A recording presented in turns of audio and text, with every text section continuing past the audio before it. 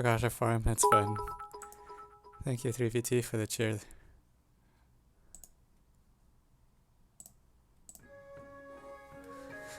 Hi, KV. I'm doing okay. I'm like trying to get my life together again now that IMO is over. I spent most of this week being super behind on everything. I feel a little more caught up now.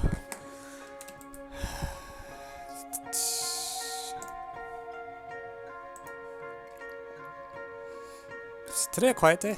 Usually people are like writing stuff by now. Hi everyone.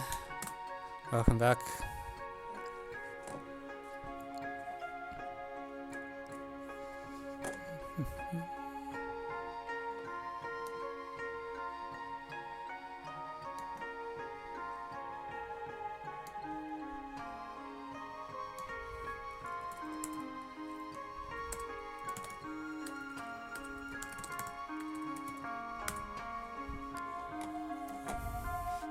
SDF.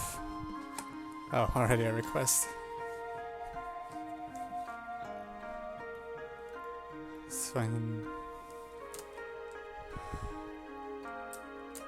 Alright. Shall we get started with the usual festives? That's really quiet. Is today like... I don't remember the last time I've seen FTW completely empty. Wait, really?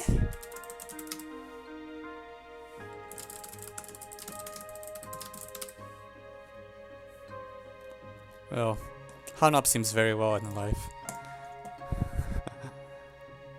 No, I was just curious to see if it would be like empty, because right now this place is like really empty as well. And I'm like, huh, something up today?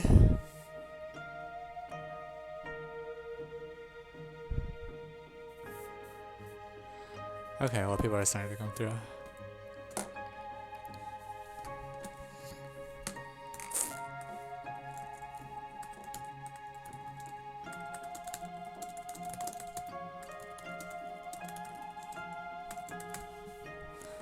Alright.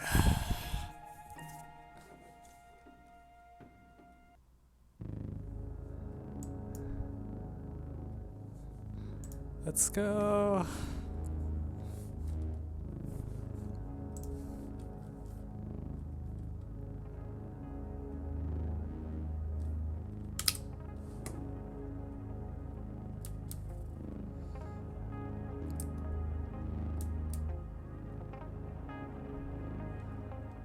Okay.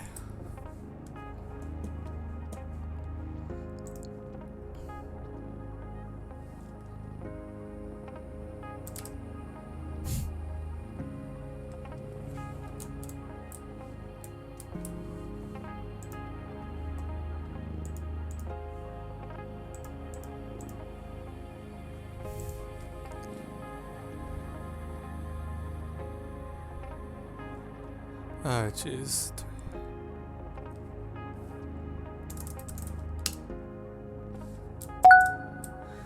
Okay, something's going right.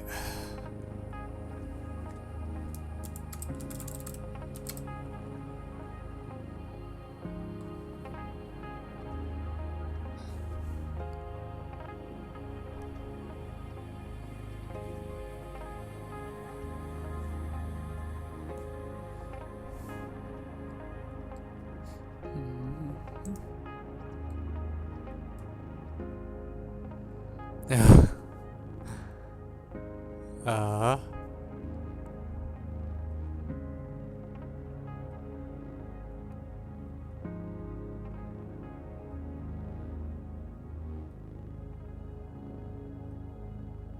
The heck?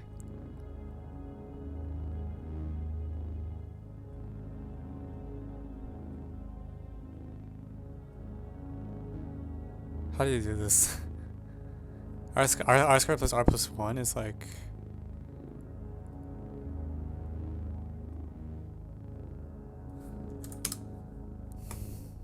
What? I have no idea.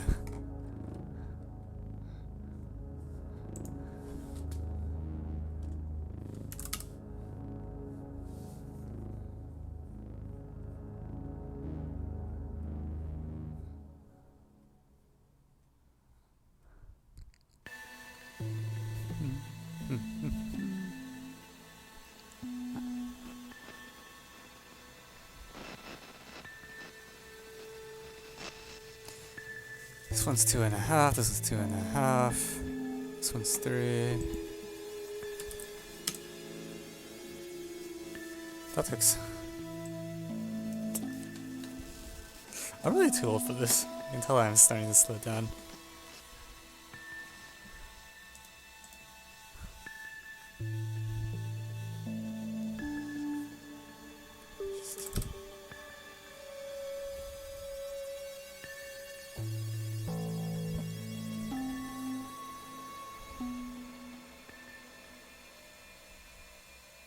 Why do you play FTW?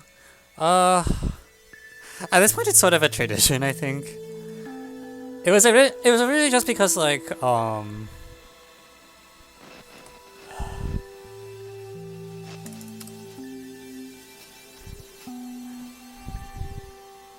don't know. It felt like a chill. When I first started, it felt like a chill way to start while like letting people like play. I think I'm not going to miss it too much once Flash starts working, and probably FTW will die. In which case, we'll probably start to switch to just starting by doing math. But I don't know, because people are always late, you know.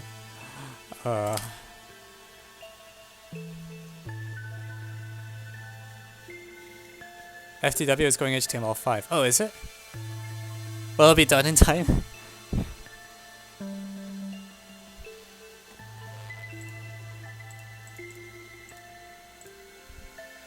Oh.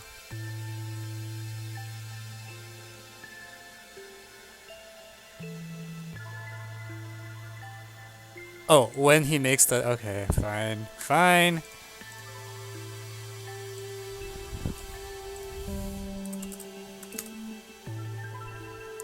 SMO 6.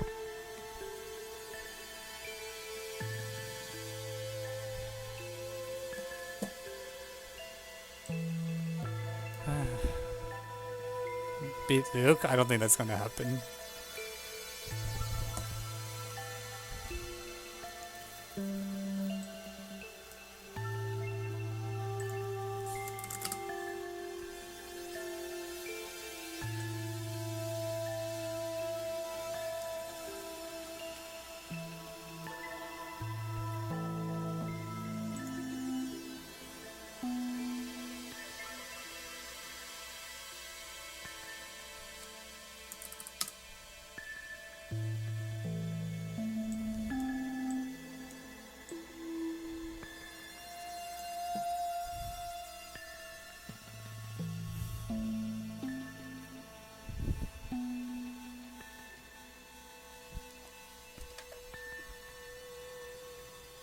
Well, we're not supposed to completely guess that one? 1, 4, 6, 4, 1 times 3, you know? It's like you divide it by 1.1 to the 4th.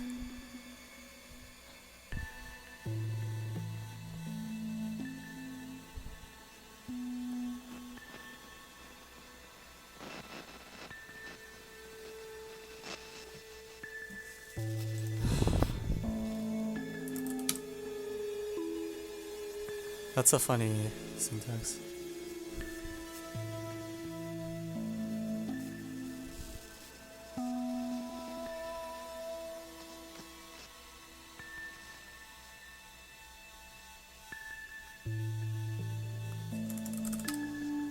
Shoot.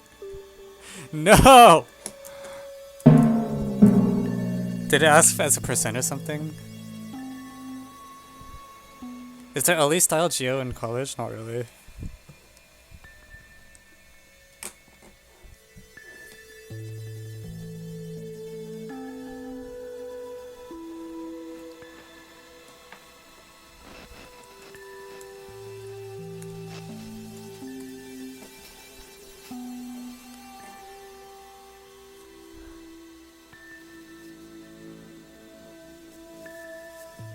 Okay, that's just it.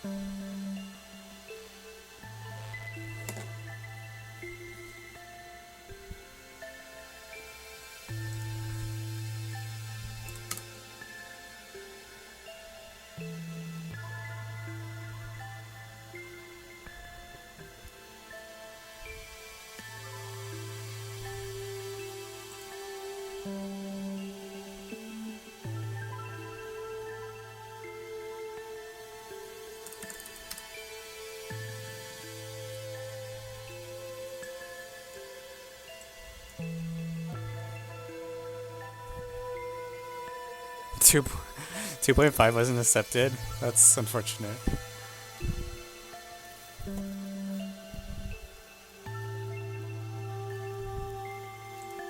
Oh my god.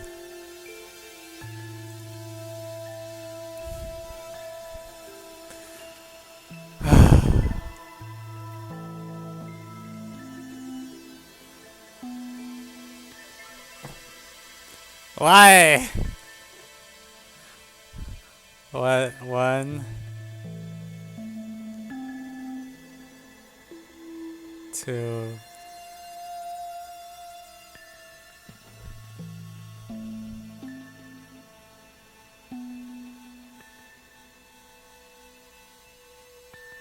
I have no idea.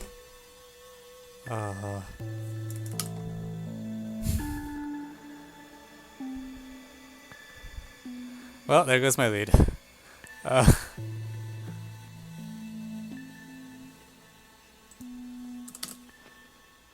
Oh. Is it possible to implement an algorithm which integrates Olympiad? No. Or actually, let's see. Yeah, you can do proof verification technically. Sorry, I misspoke.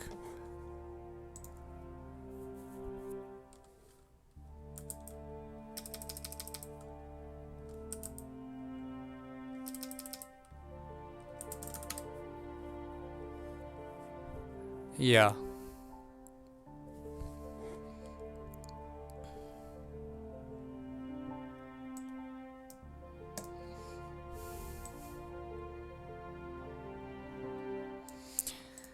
Okay. I'll spend. It's unrated. Alright. Only these math symbols. No, you just have to put it in a language, right? Like. Lightning? No. I'm sorry, I'm not up for a lightning game today.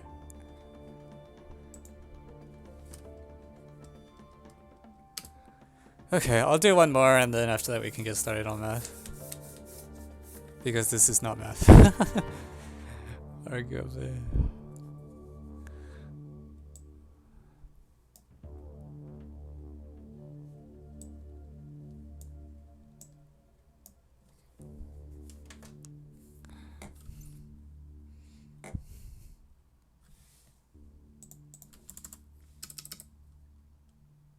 Shoot.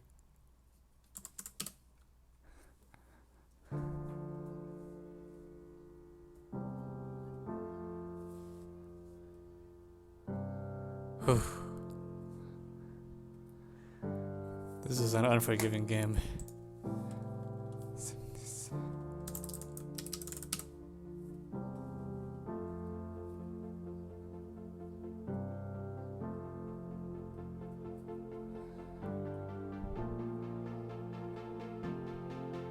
For my 1000th post on AOPS, should I quit AOPS?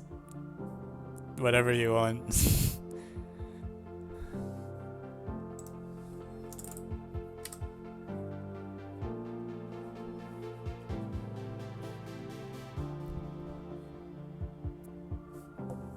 Dude, please. What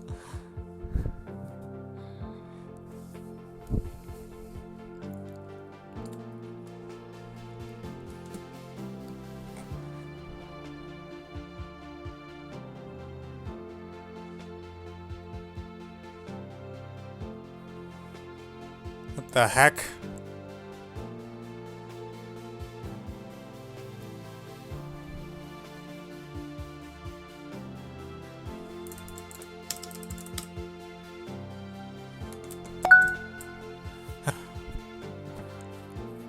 Oh my god, they're back. They're back. Alright, where's my banhammer? I am not prepared.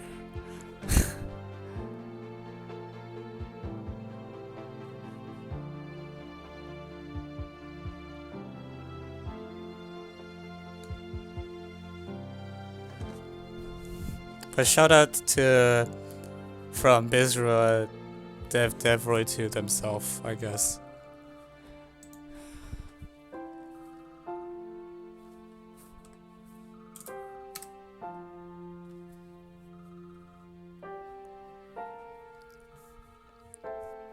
Can you give Andrew mod perms? What? Where? Like on Twitch?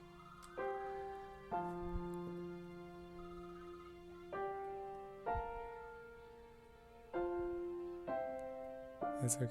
He's kidding. Alright.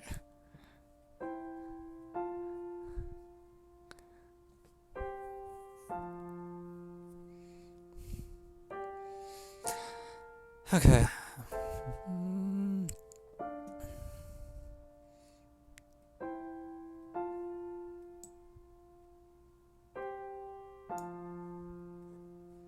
Can I have the permissions anyways? Probably not.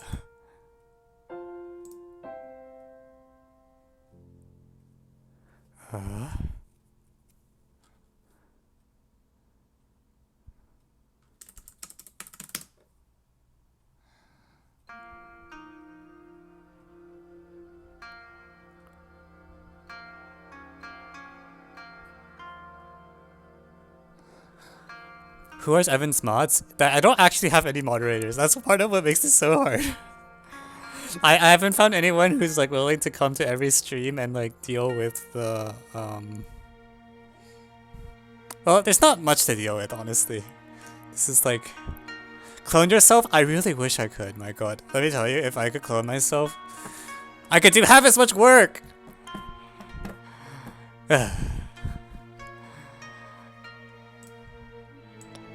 Play 2 or more instruments. No, no. Guess my number lock's not on.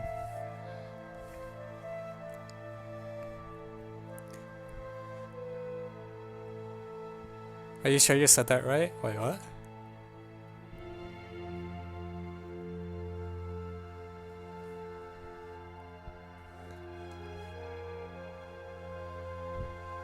I'm confused.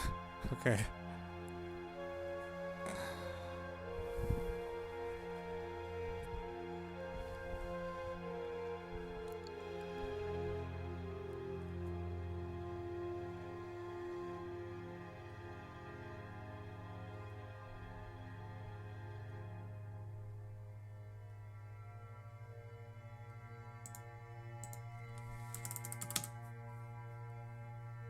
Reading comprehension practice.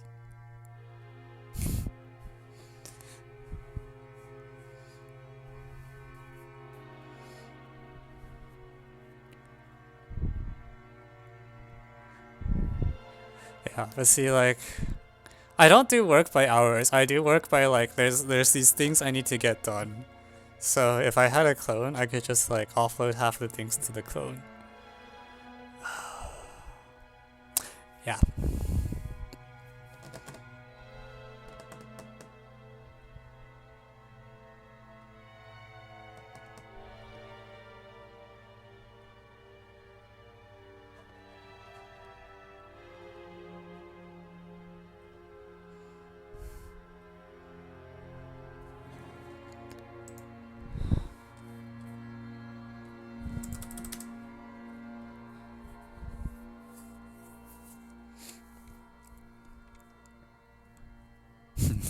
Makes sense. I'm not sure about that.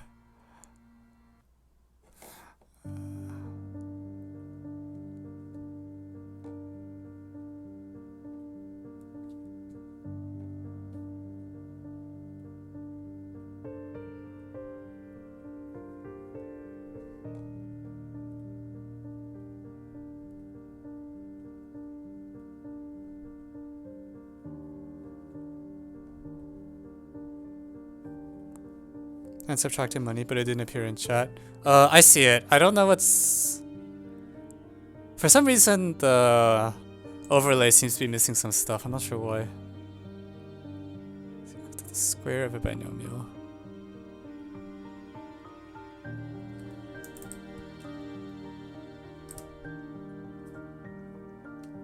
Obviously, C0. Yeah, some chat messages. Wait, why? No, some chat messages are just missing from my overlay. What? That is. Solve Olympiad in a moment. We're almost there. We start Olympiad math at 8:30 typically.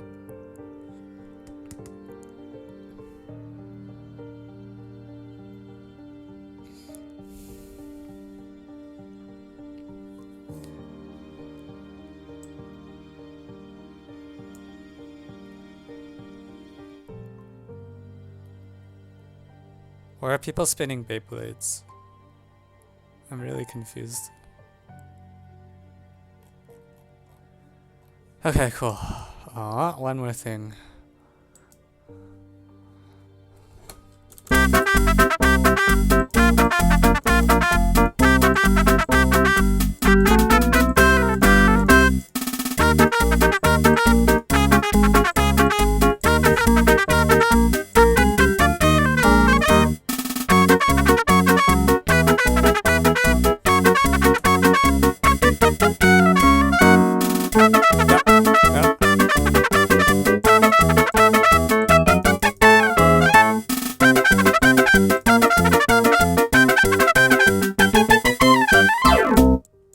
Did I get them all? Nice, okay. Cool. Alright, okay. Let's see what's in the queue today.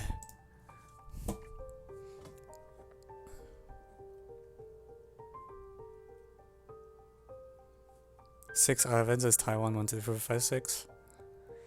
See, the year that I went, I didn't even do especially well relative. I was 3rd place on my team. There were 2 people who outscored me. What does GeoGuessr do? It's this thing I wrote where you like try to guess what things are collinear or whatever, but I never actually finished writing it. Or I finished writing the base code, but I didn't populate it with tasks. So if anyone wants to help me populate it with tasks, please feel welcome to. I keep making this offer and people sound enthusiastic and then don't actually follow through. That's so far what's happened. There's been like 3-ish rounds. Thank you, Fireclaw, for the follow. Alright, well, to episode 30. We're almost at power of 2.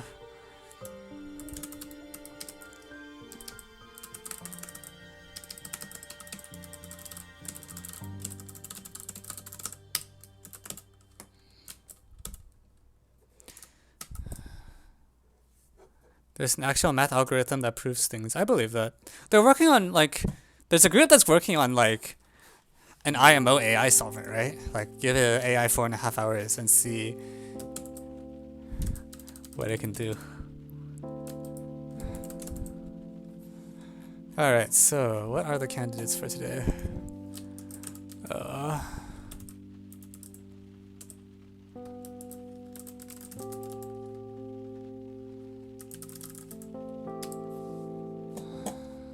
Ta-da. So I see 1998A5. Please take your request. What's your request?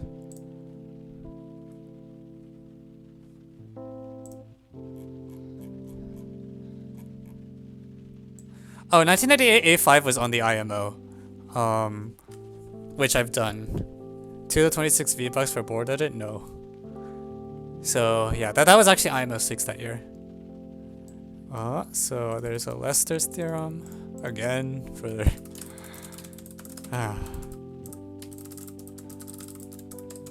just putting it out there. If Lester's theorem somehow gets voted in, I'm just gonna complex bash it.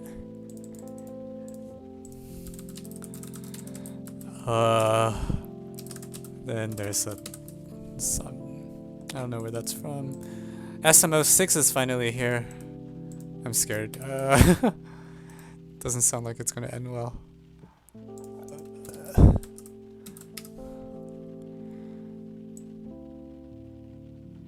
Oh, it's Grant's problem again.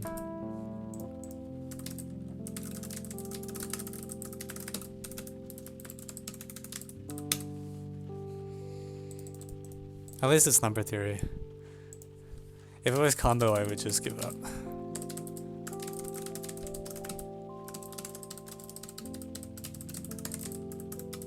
Okay, BAMO. And 2000 Putnam.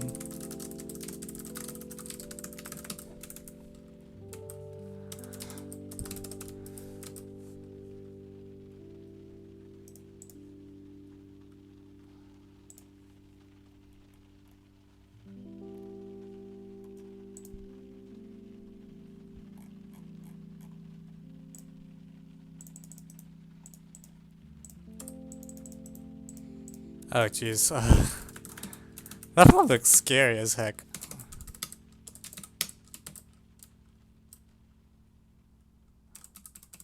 Okay.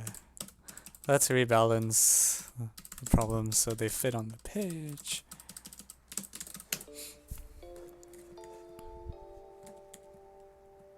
Ah, one more. Brazil 2007 problem 2.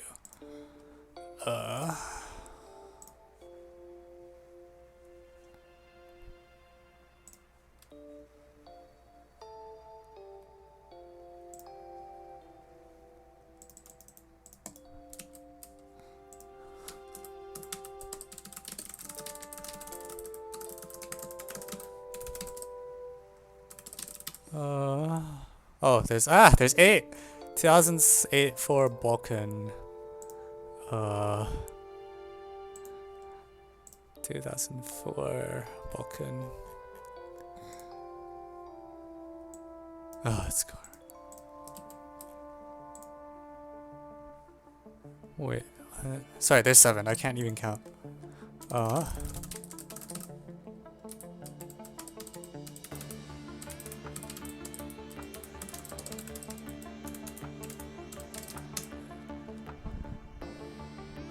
Jeez, okay. I redistribute? I don't know if I can fit them all. The combo rows are kind of long. Nope. Oh, jeez. Can I? I don't think they all fit.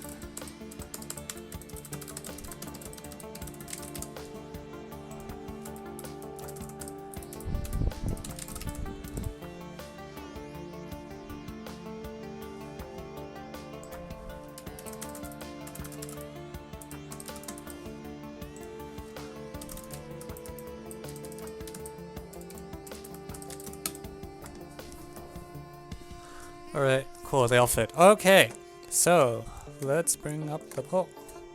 Any more requests? Last call.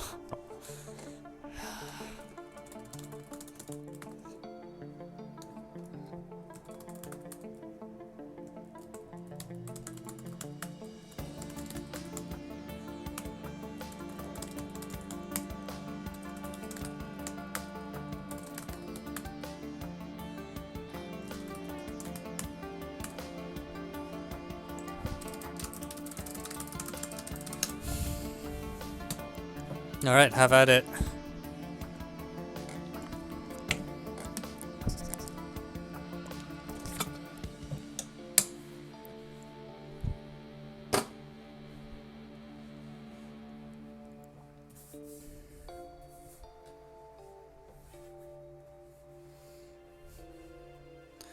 Alright, I'll give you all a couple moments to vote. How to vote? Just type the number.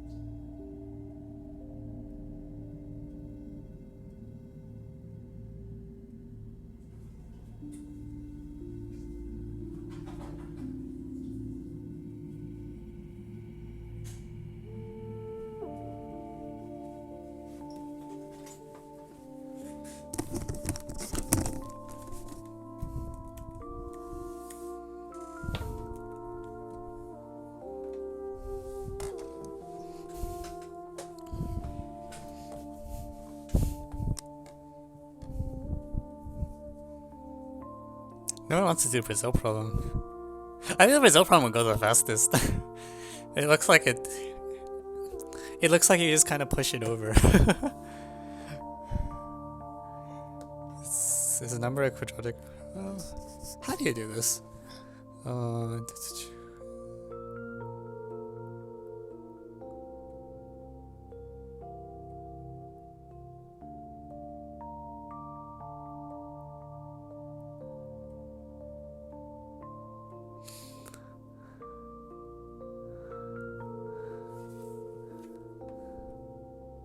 How are you breaking ties? By dictatorship.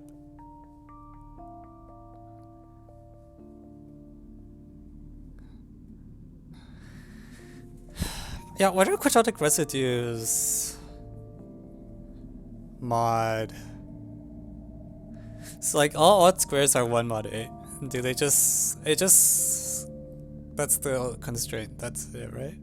Like you factor out the power of 2 and then you want the odd part to be 1 mod 8? Is that it? Evan is a better dictator than Trump? I would hope so.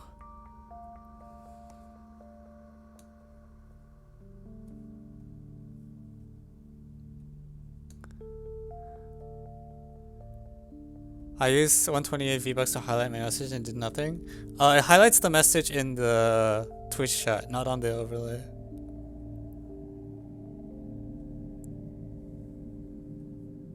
I voted wrong in 7, I wanted 5.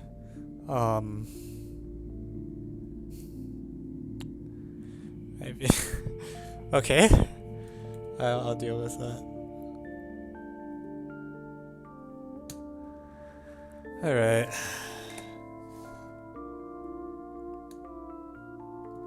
So it looks like, oh jeez, I don't know how the Putnam problem is gonna go.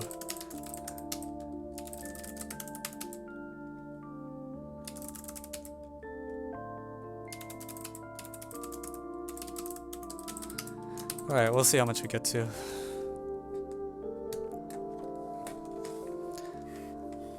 If we get to the SMO, we stay at the SMO. Okay.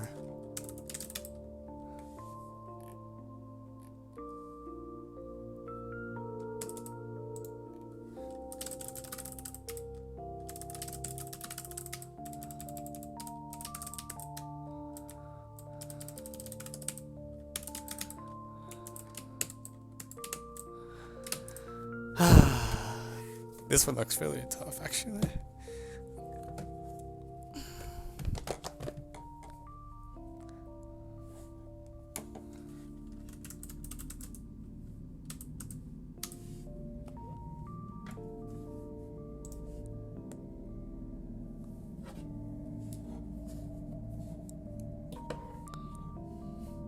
Alright, so what is happening and what am I supposed to do?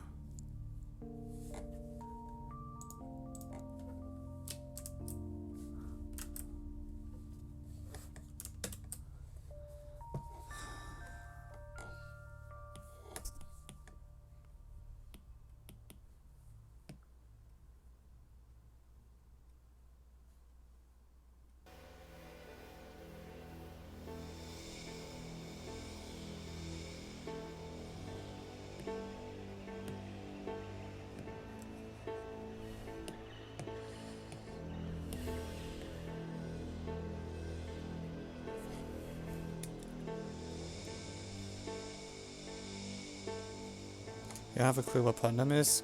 Putnam is like... It's like a pseudo math Olympiad at the college level. Yeah. So...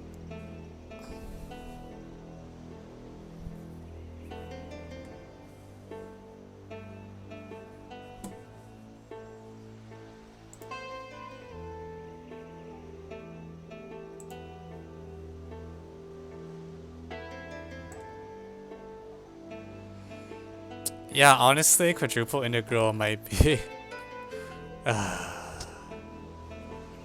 Like, how am I supposed to do convex quadrilateral? I guess it's like... It's either a convex quadrilateral or a triangle with a point in it. Do I use a tablet? Yeah. So, like...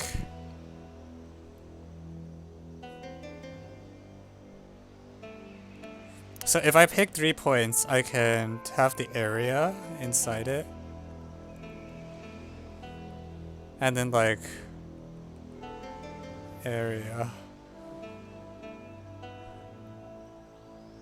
So what am I supposed to do here? Well, we'll denote by blackboard D is the disk. So our probability space is d to the 4. It's like I'm sampling 4 points.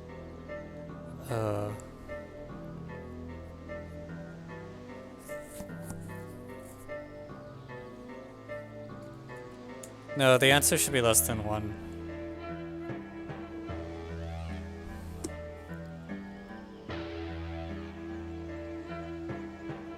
Yeah, so I feel like you count the probability of failure is sort of the integral over all triangles ABC of like the area of ABC.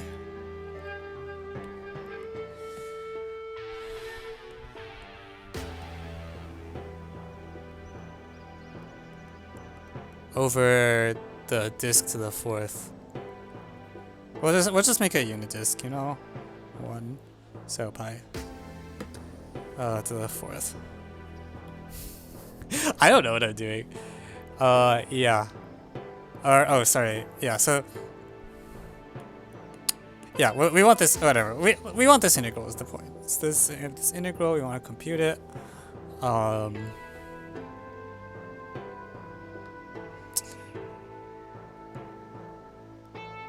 It is 4 cross products. The product of these is positive if and only if it's convex.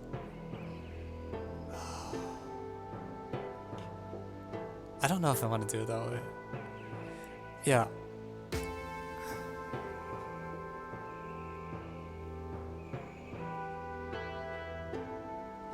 Okay, well anyways, so how can I get at the area? I guess I can sample the angle randomly, right? And the length. So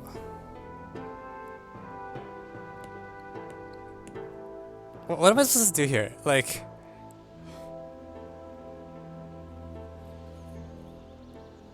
Jesus.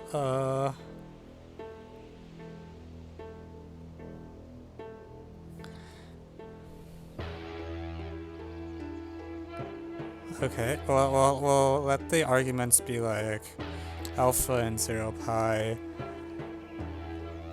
I have no idea if this will even remotely work.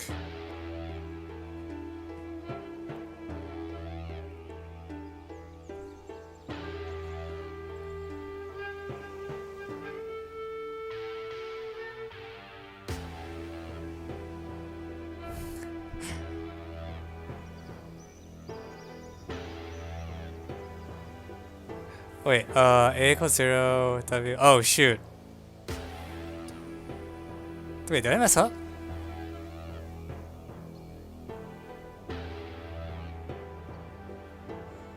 Oh no. Wait, no, that is convex. Yeah, wait, what?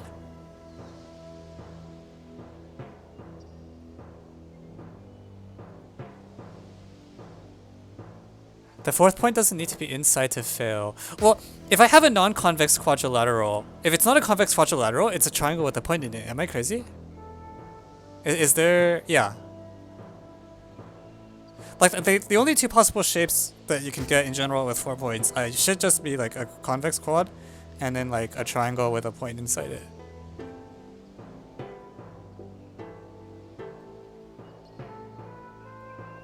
Yeah, you need a point inside. Okay, so I'm not... okay, anyways. This integral, and then like the area of the triangles is something. It's like x, y, sine alpha minus beta cyclic sum. This is the main integral. Aren't you undercounting or overcounting or something? Probably, we'll fix it later. What am I counting? So, yeah, it's by a factor of 4, right? Yeah. Okay, well also I'm being stupid. I could just add the 3 areas independently, right? So instead of a hex double integral, I just should have a quadruple integral. And instead of a quadruple integral, the x and y factor out. So then it's just all right. We should be okay. I have faith that we'll be able to carry out the 6-dimensional integral. So x, y from 0 to pi. Sorry, there's 1/2 because of triangle geo. So it's actually... I wonder if I should be using expectations for everything instead of... We'll divide out by all the factors so that I don't confuse myself.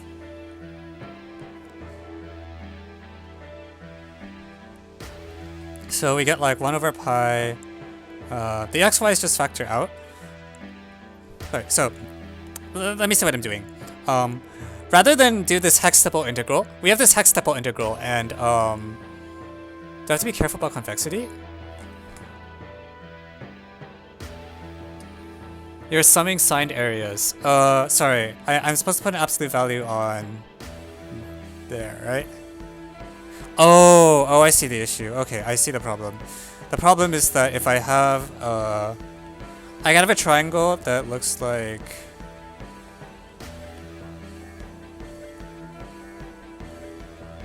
Yeah, I have a triangle that could look like this, and I need to do something a little different.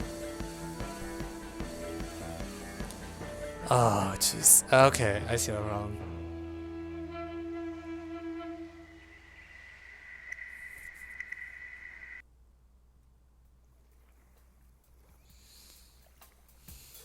But, okay, so I do think that nonetheless, yeah, polar angles aren't good enough. Nonetheless, we are actually just doing like what's the area of a random triangle in a... If I shoot 3 darts at a unit circle, unit disk. Okay.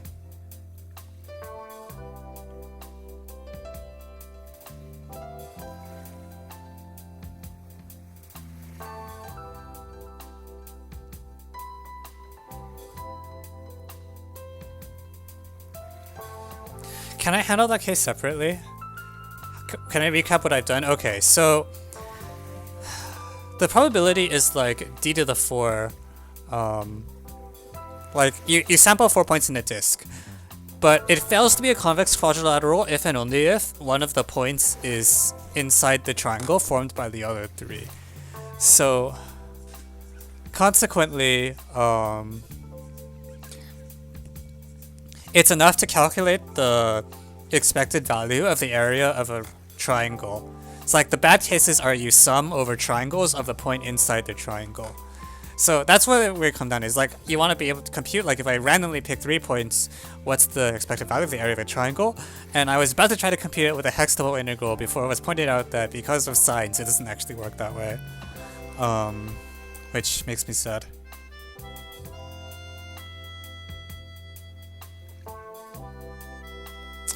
Nonetheless, like, I feel like maybe we can just split into like this case and this case.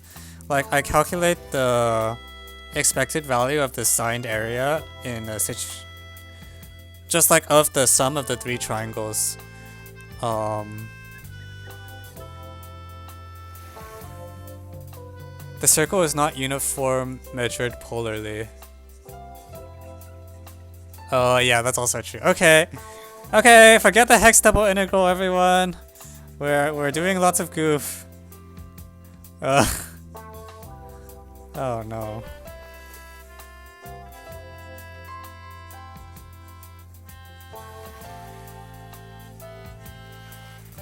Okay, well let me write up the reduction to the triangle. Yeah, so we fails to be convex quad if and only if 1 point inside the other 3. So suffices to find the expected area of a triangle in d to the 3.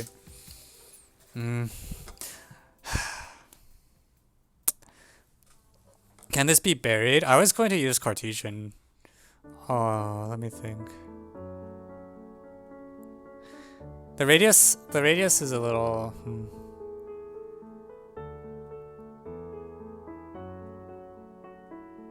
Yeah, what if I just use the shoelace formula? If I can't do that though, because then Shoelace measures sine area, so it'll come out to 0. Oh, Jesus. No. No. If you invert the point, will the points still form a convex quad? I'm not sure what that means.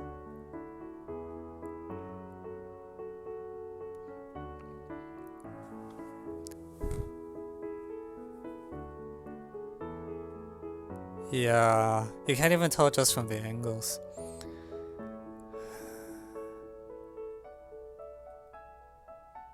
So that's the main difficulty. I have to deal with these signs.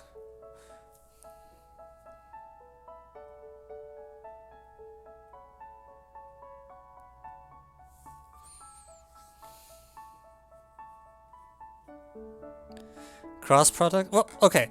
Like, what am I gonna do with the cross product? Like, there's no way, right?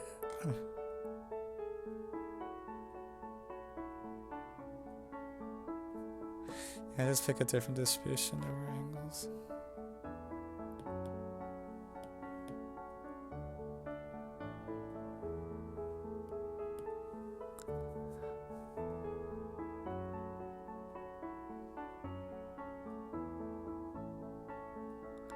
Yeah, but like, how am I gonna do anything with the expectation? Within 180. I was considering that, but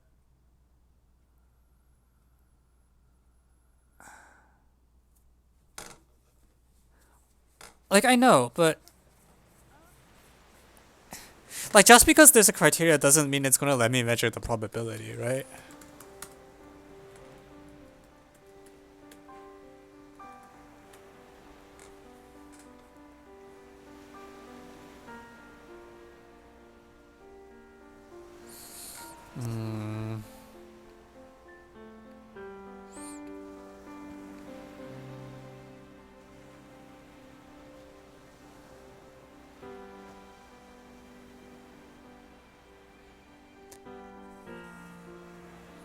For every convex quad, is there a concave quad by reflection? What do you mean by reflection?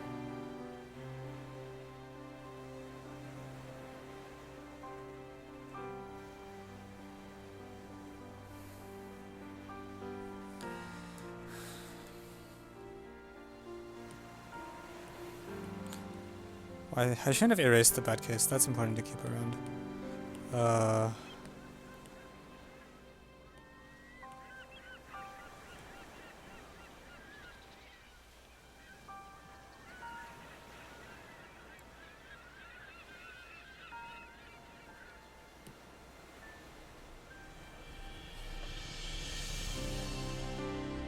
Trick with containing the center probability.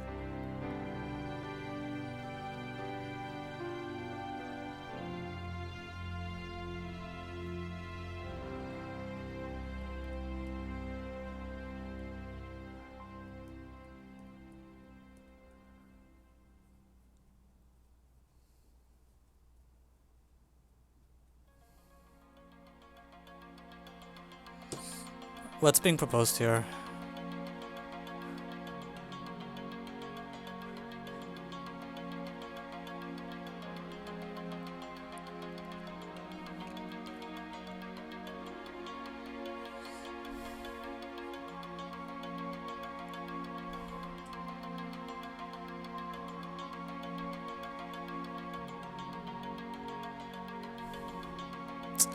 Yeah, I feel like that thing about the center might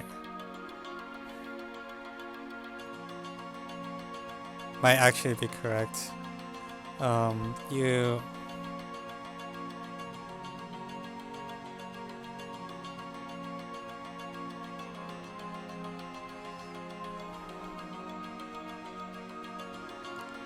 given a convex union.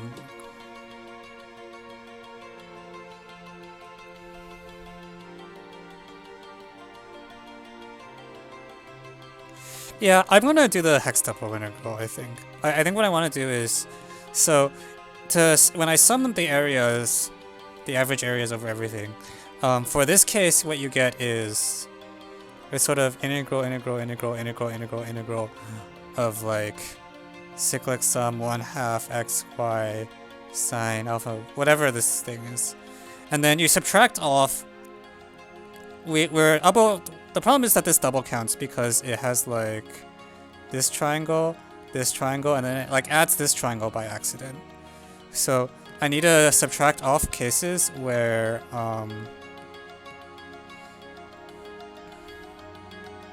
it looks like that. Oh, this is very confusing. So this occurs with some probability, and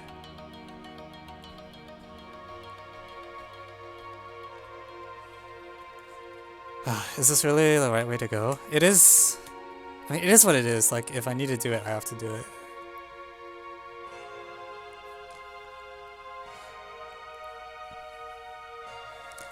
This might be the most difficult Putnam problem of all time. Really?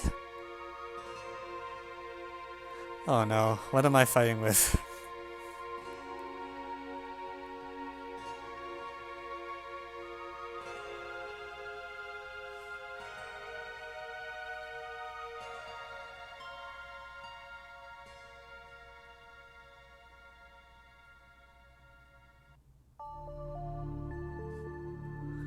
What about IMO 2020 P6? What do you want me to say about it?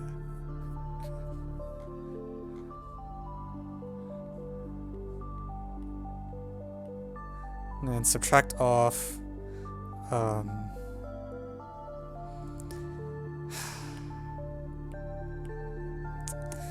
Okay, so we'll let this one be like alpha, I guess. And I'm subtracting off twice. So alpha can be anything, that's fine. But then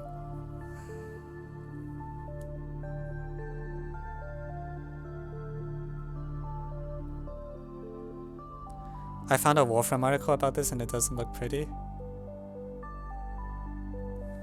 What problem did I get fed?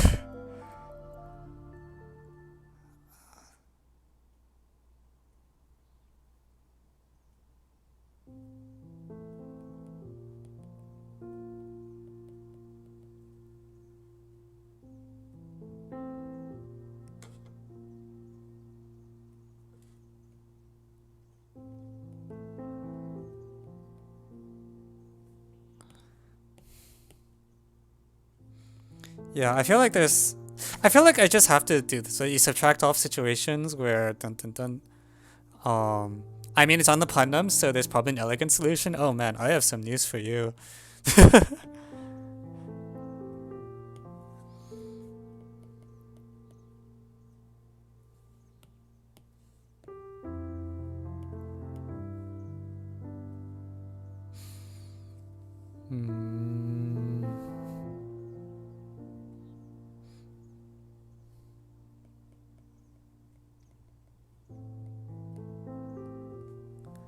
And then scalar factor.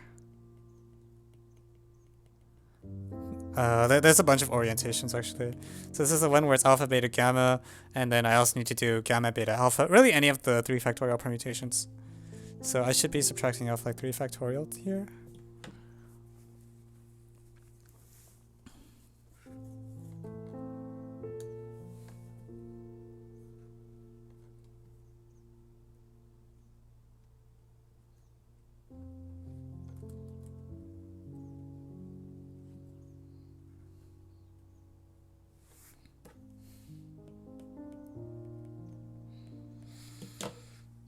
Okay, so I believe, yeah, the only case is when C is in ABO.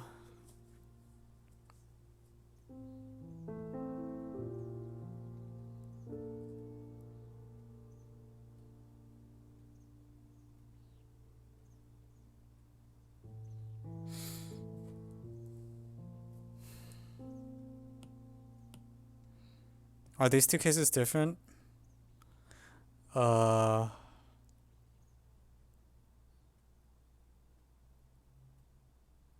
no.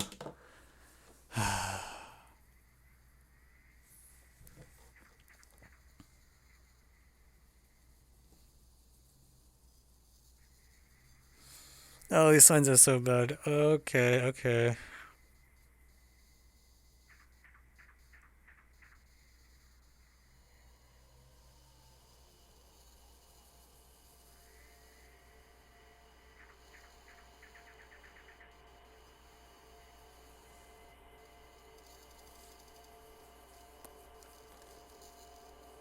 If I fix AB, the area should be pretty nice, right? Yeah. Yeah, it should be 1/3 ABO. Um, C, so wait, so you're telling me C and ABO is the only thing that causes problems? If I have it out here, well, what's the naive sign thing? Is it just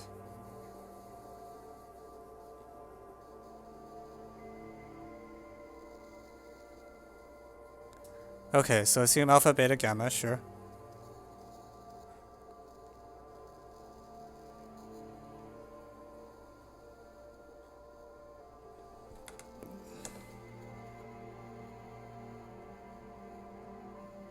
Then you take some sig sine beta minus alpha. Um,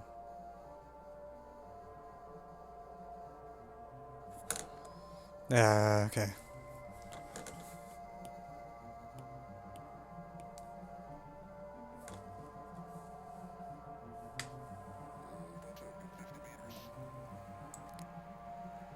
Okay, okay. So we'll put alpha here, beta's here, gamma's there or something.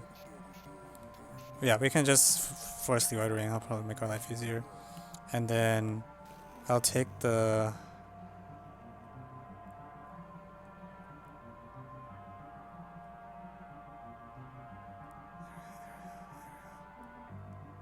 okay, so if I sign it such that like this area is possibly yeah, the areas can all be possibly negative. Um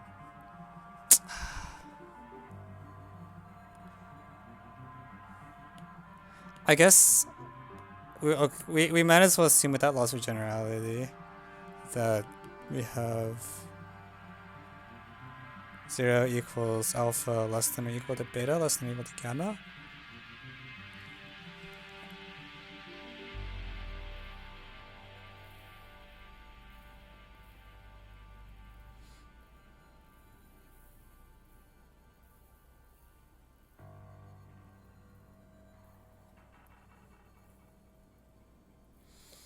Ah, jeez. This looks so annoying. Oh my god. I feel like I'm worried that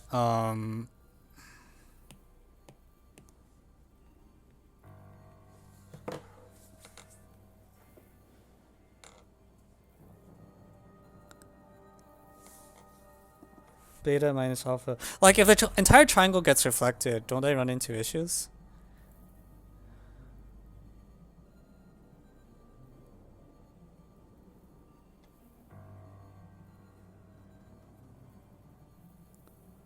Integral sine beta 2 pi minus beta. I'm worried that like if I have this versus like the reflection here.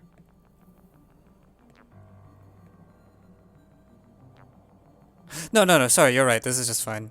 If I force it such that if I impose this ordering, then it should actually be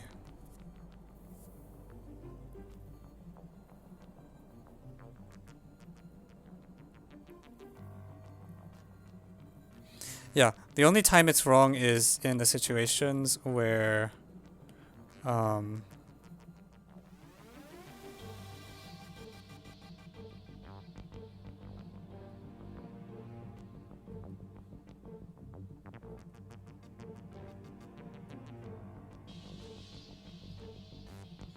me make it a little narrower.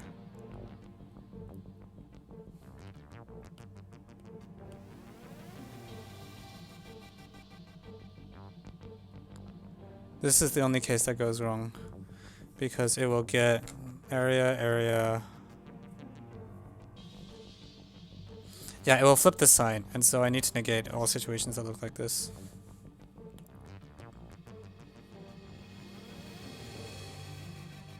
And my contribution if I call them x, y, and z, is 1/2 xy sine beta plus 1/2 yz sine gamma minus beta, and then plus 1/2 zx sine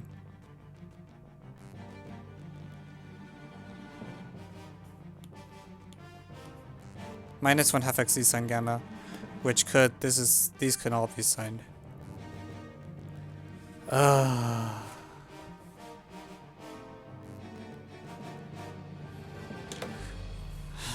I want to compute this?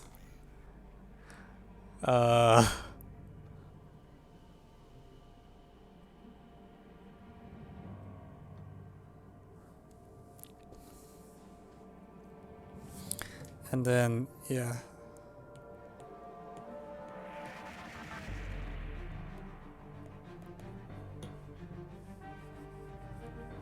Okay, so this is...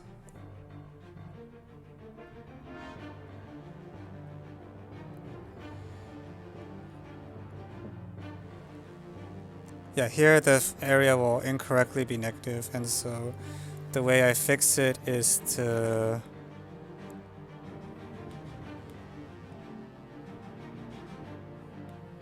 It's to add,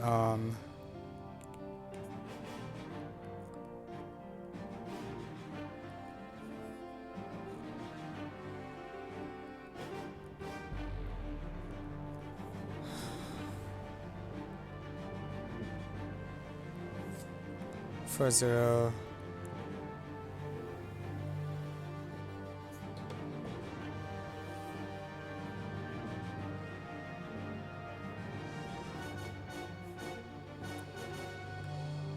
Okay, do I want to do this?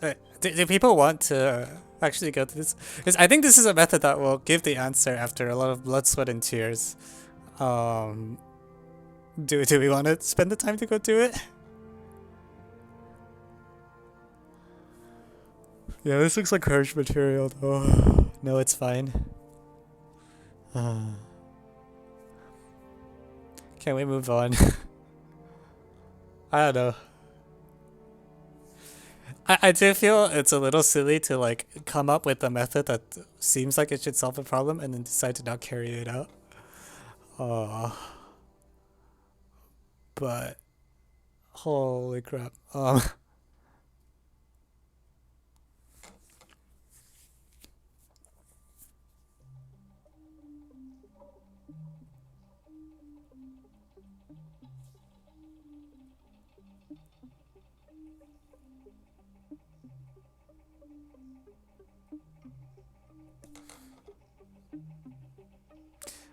Except this may work and look for a nicer possible solution. I mean, if you're listening to the Twitch chat, yeah, I think you have to integrate. I think there's no way around the integral. You have to integrate something.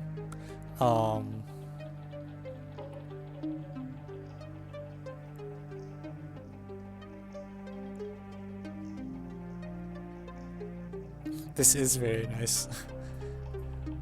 Yeah, this is already about as clean as I think it's gonna get.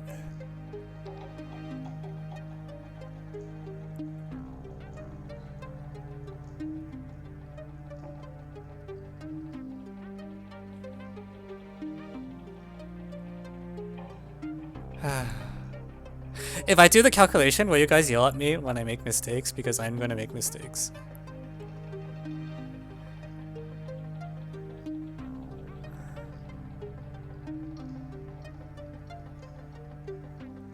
Dang it.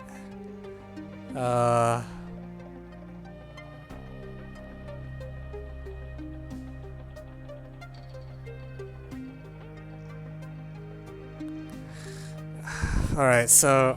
Alright, I'm just gonna...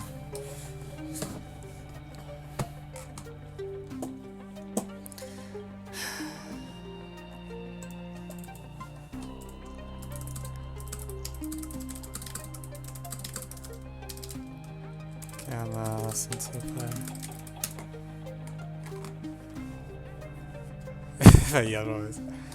So, what do we agree on? It's going to be the inner... We want the average value of half xy sine beta plus half yz sine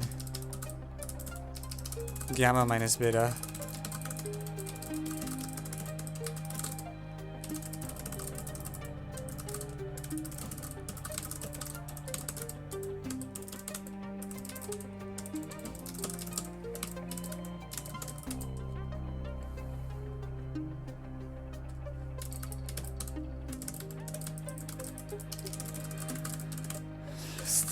X.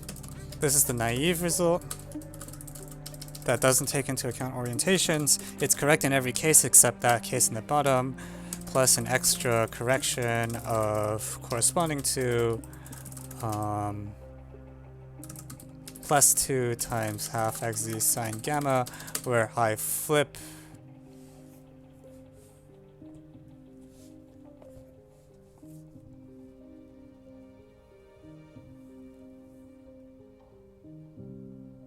hang on. Wait, what? No, that's the... How do I do the correction?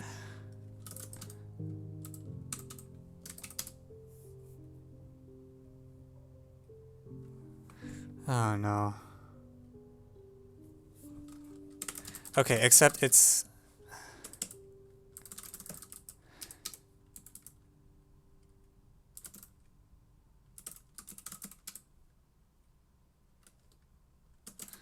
Wait, hang on. I think I confused myself. How am I doing the correction? I can find like the probability that there's an error, but that doesn't give me the expectation of an error.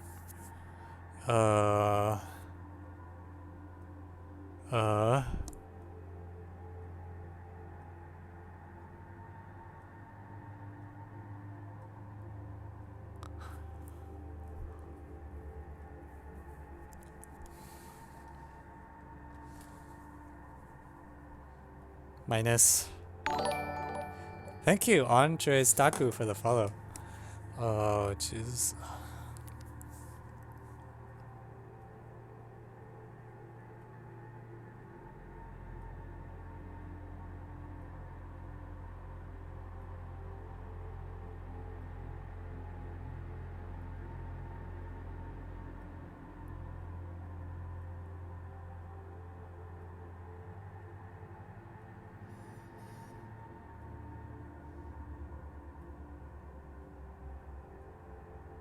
I mean, okay, it's the same term, but I need to...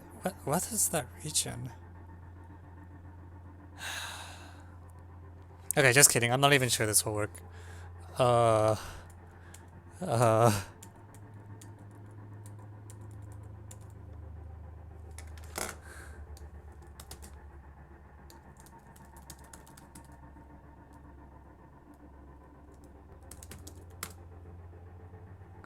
Okay, that...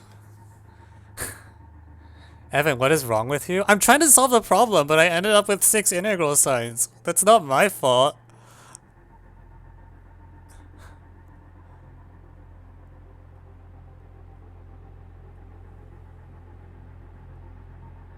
Oh, that's surprisingly even. It sounded like everyone wanted to give up.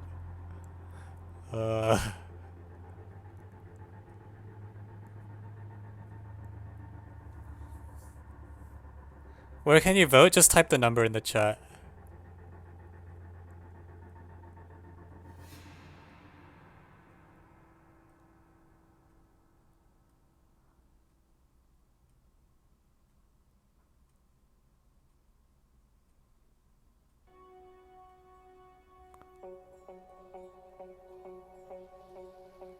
Why do you want to finish this? Personal pride.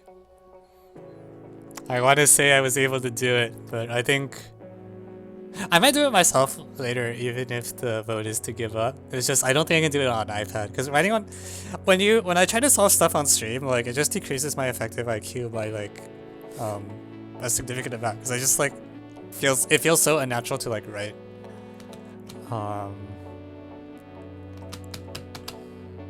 Or type.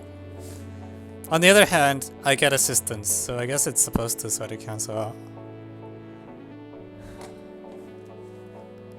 Alright. Okay, well we tried.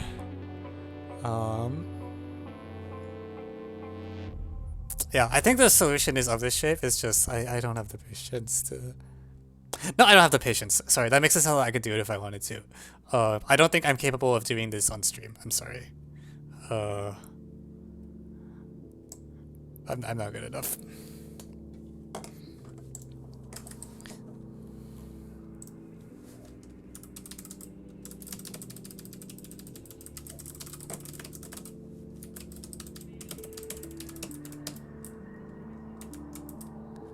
Alright, so now this problem that everyone's been telling me I should do. So a number is angelic if it's large and all its digits are in the set.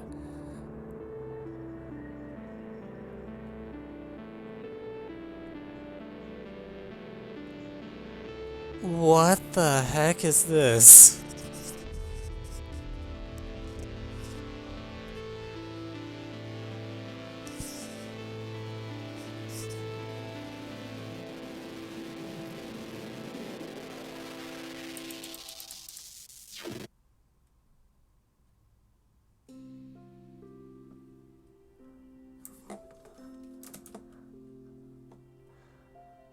What?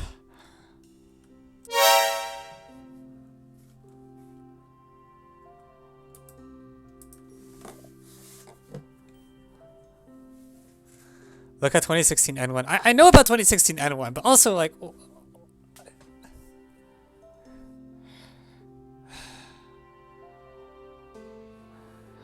Okay. Okay. Oh, so why 13578? Why not 13579? 2, 4...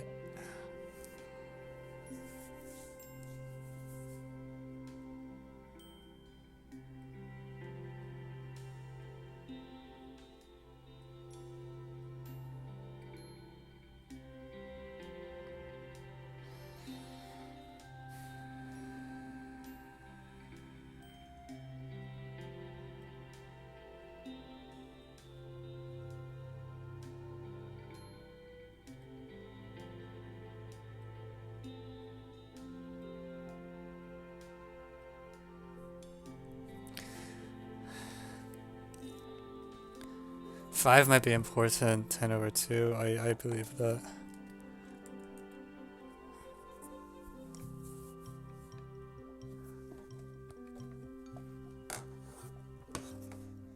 Wait, is it just okay? No, did you?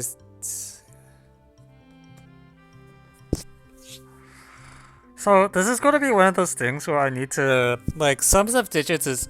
Everything about this problem is like unreasonable to work with. So I need to make some very specific choices, but I don't know what those choices are. If I plug in like an all one string, like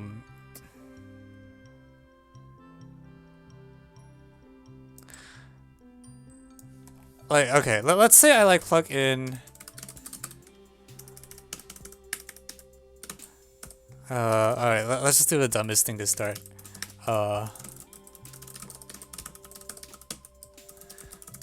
If I plug in this thing, where I take 10 to the...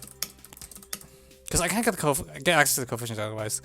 Alright, take some large power of 10. The coefficients are non-negative integers, which is good for us.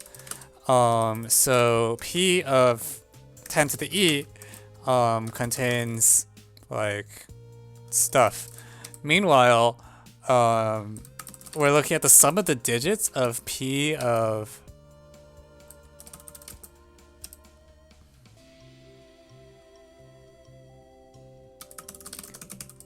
n, which is going to be some hot garbage, but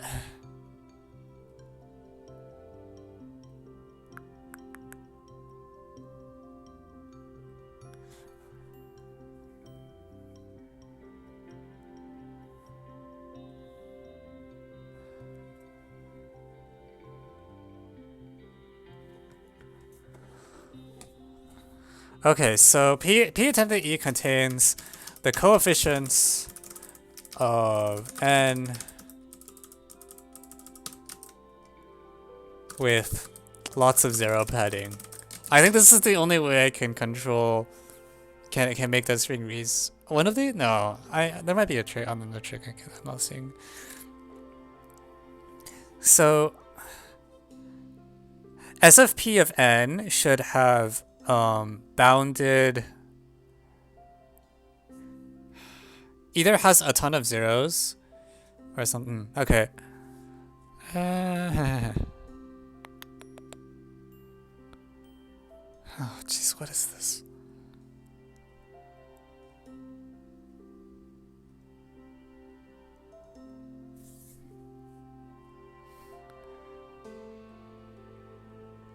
The sum of the digit. How do you talk about? Okay, whatever.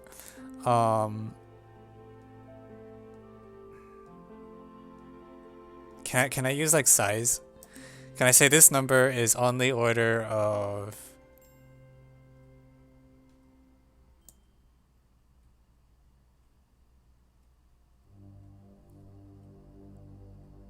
Isn't for large E isn't S of P of n the? But n is not 10 to the e, like n is 10 to the e ones put together. There's a difference.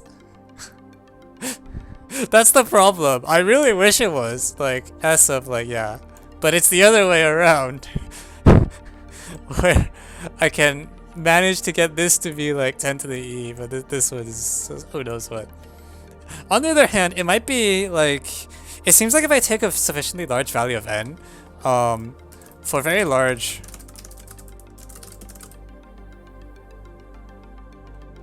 I don't know if we should read too much into it. I think requiring it to be greater than 10 to the 100 is probably just saying make them sufficiently large. So for large E, p to the n, okay. If I can say that p to the n is like not too bad.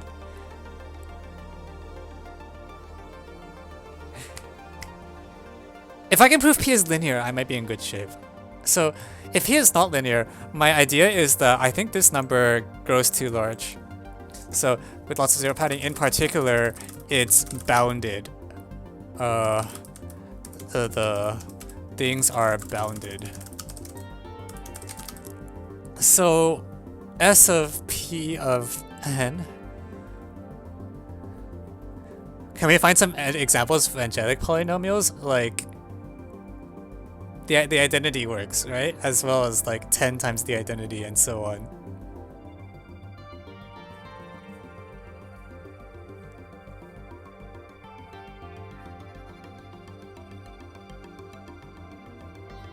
I finished the math. Oh, you finished the Putnam one. Wait, so I got confused and I like couldn't figure out how to do the correction.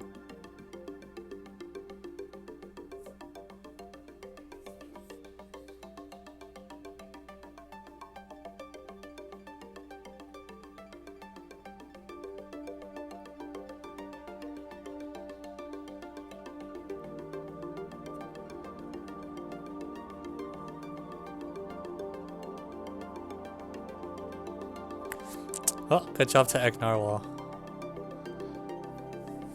I decided I didn't have the courage.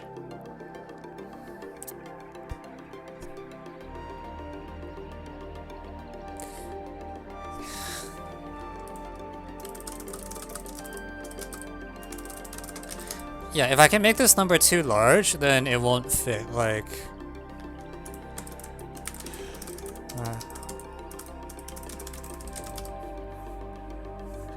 So, if P of it, like I can push E as large as I want, so I make this a big number and I just want to make sure that somehow that number is not like really, really close to 0.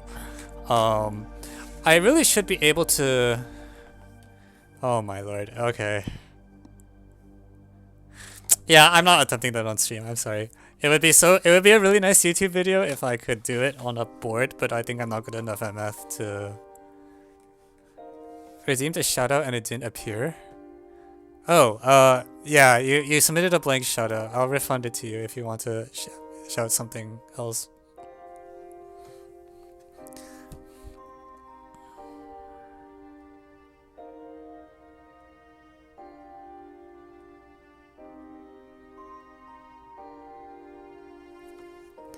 Okay, well, at this point, I should give the leading coefficient name. So, p of x equals...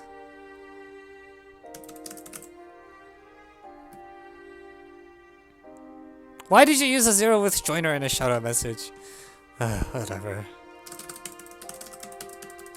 Cx to d. So, same is true for like n equals... Oh, I wish I could use 9. I think 9 would be... freaking...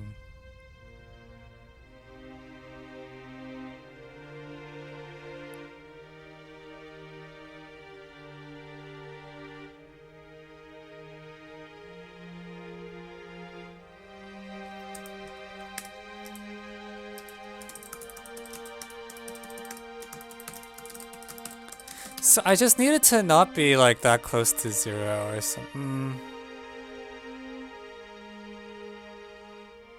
These details seem so bad. I think the idea is that if S of p of n, I should just be able to make the front, like the coefficient that you get near the head, it's like this enormous number to the dth power. So you'll get like... What is going on?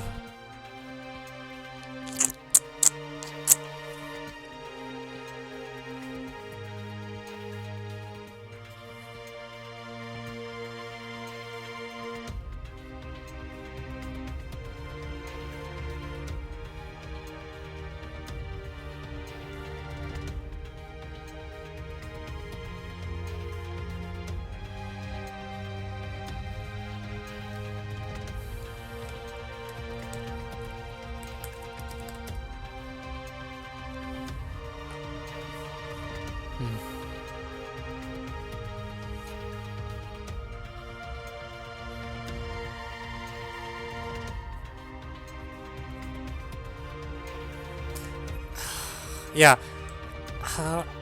I think it should be this, but the details seem so annoying.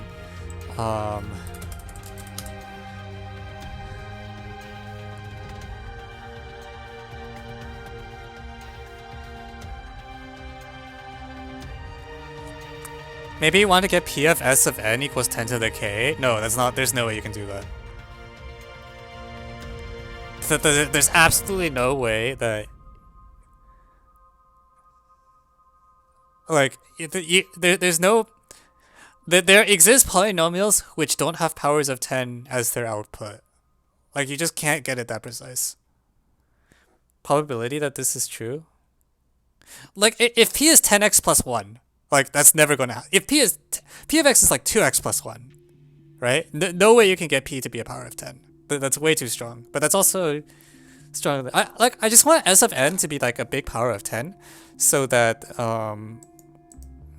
this thing is just the zero padding. Like, it's the coefficients with a ton, like ocean of zeros in between, and then get s of p of n.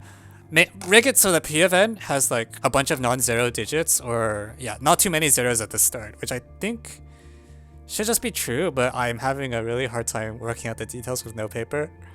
But if so, that will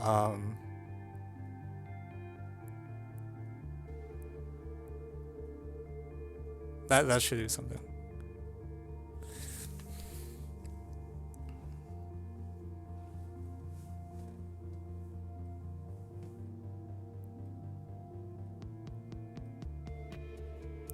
Alternatively, I can try to go for the tail.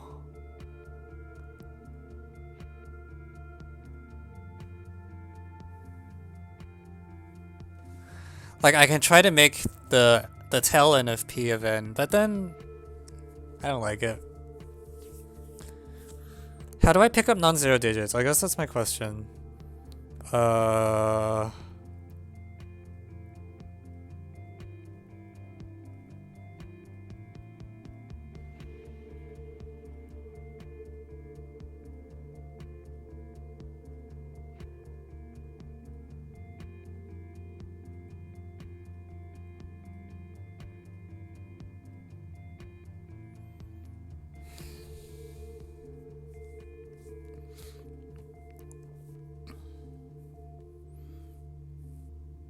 P of 10 to the large gives same digit sum.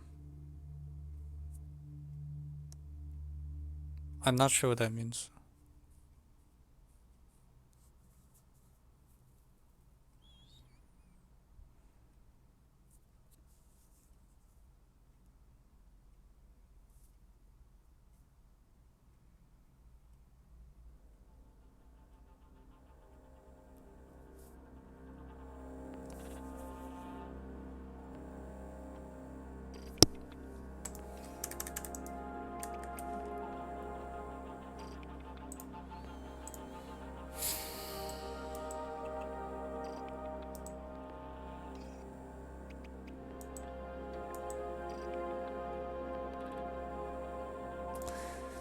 So I have this thing in the front. It's just the raising it to the dth power makes things so icky.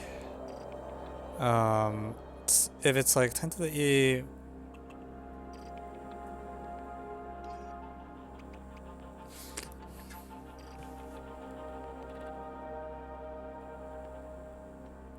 I don't like it.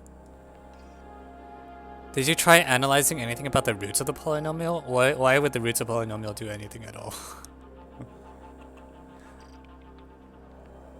Right. Thank you, Brian ZJK, for the sub. 5 months. Could density do something? I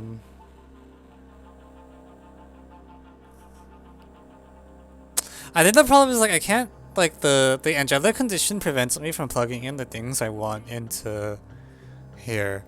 So the problem is I need to pick an n such that I can actually measure what this is. And I don't see how you do this. There's another thing I can try, which is if one of them doesn't work, you can say like at least one angelic number will do something-ish that I want. But I don't see that either.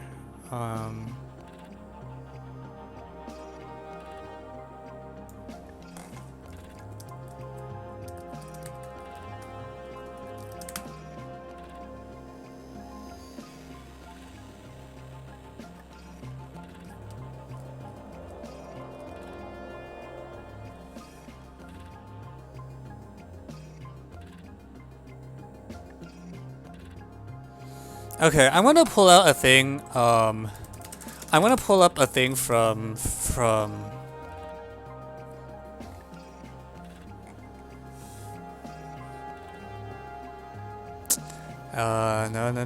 No, that doesn't work here.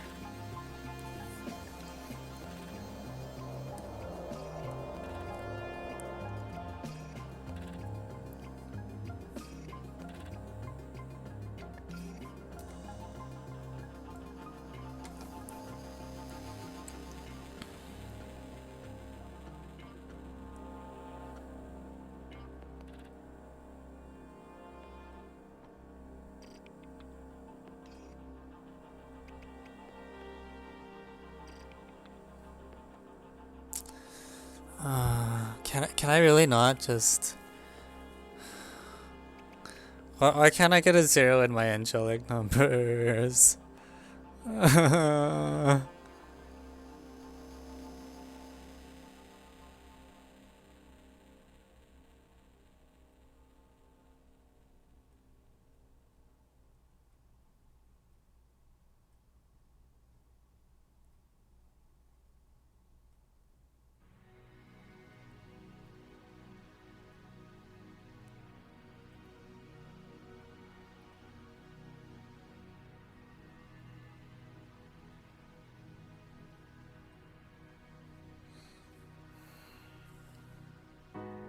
Work in F10 to the K for large K. That's not a field. I considered looking at the end, but I'm not convinced that this will do very much. Because P could just have like factors of 10 in its coefficients, and then you just can't look at the tail.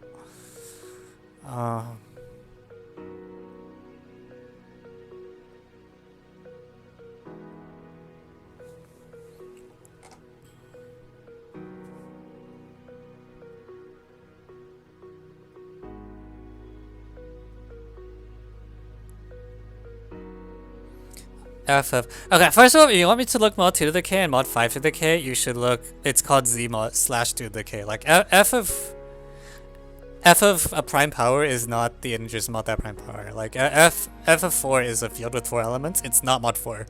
Like z mod 4 is not a field. There are factors of 10 in polynomial coefficients. Yeah, there just could be, and then you can't do anything if that's the case.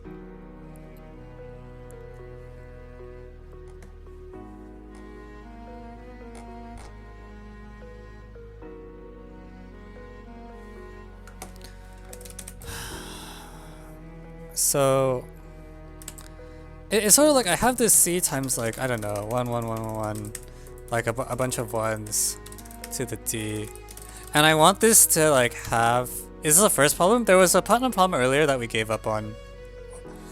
One of the viewers managed to work it out, but I just decided I didn't feel like trying to do it on stream. Honestly, today feels like a day I'm going to solve 0 problems. It just feels like one of those days. Maybe after this I should just play Hollow Knight.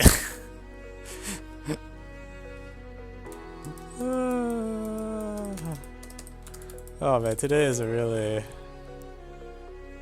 Play Among Us? No. I'm sorry.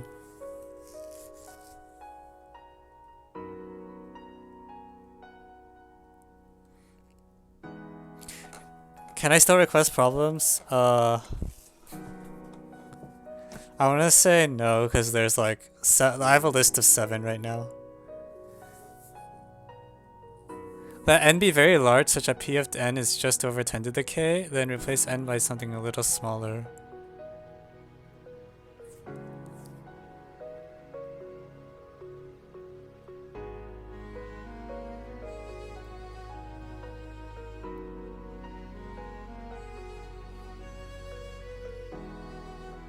Is that possible? How do I do it?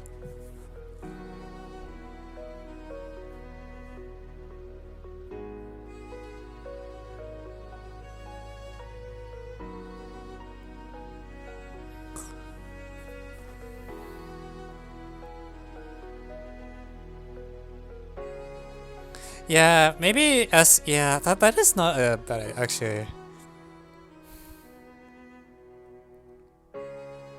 I feel like I'm fighting two things. Like, yeah, this is maybe just not the right way to go. And I just look at p of n as an entire polynomial, and it's like, can I get the value of this to be like just under 10 to the power?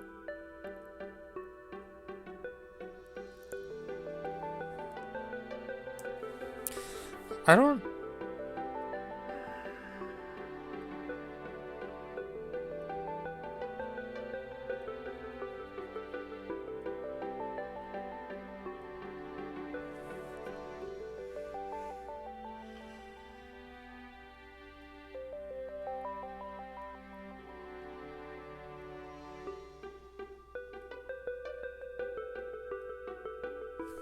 Yeah, so if I have a dth degree polynomial, I'm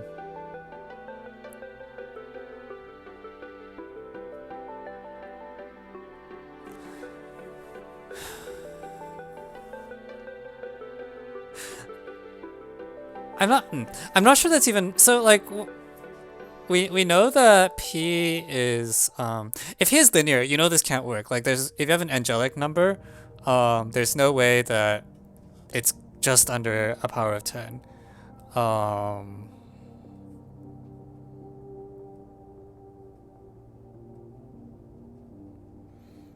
the other hand, if degree of p is greater than 1, can I get an angelic number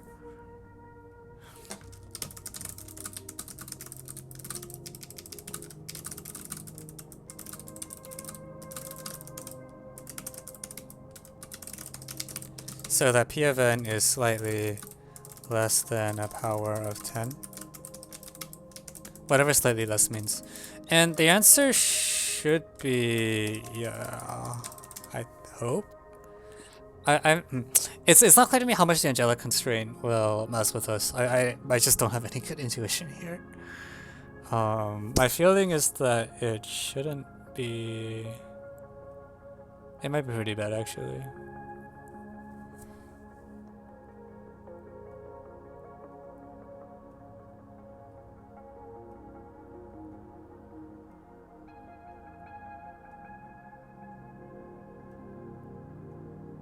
I don't see it.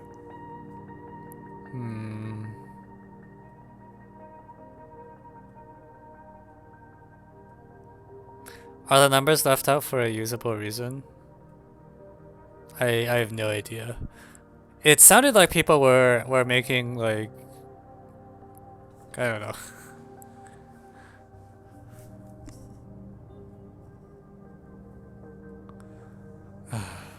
Jesus.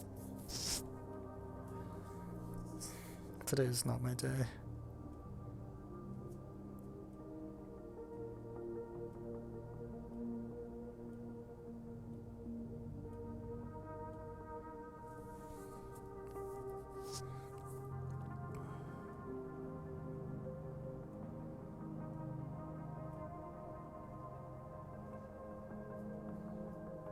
Yeah, if you had 0, life would be really good.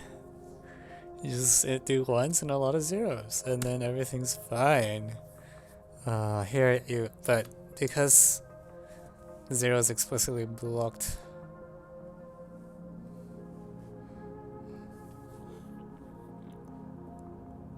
Yeah, the P of n is like P of S and n is not that bad just because you can contrive n such that S of n is a power of 10 or something.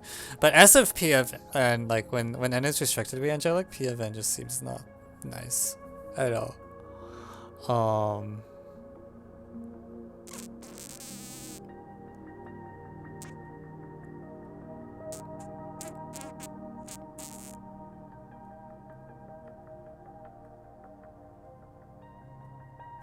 It might make sense to go from the tail.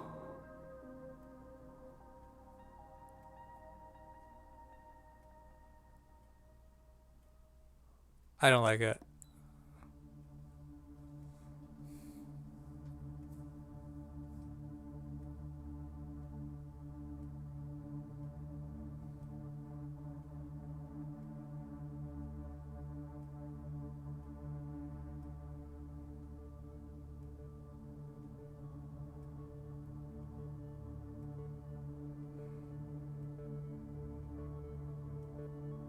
I'm trying to think, can I do a thing where like I pick the digits of P from right to left, of N from right to left, until I get enough non-zero digits, and then I pad it with,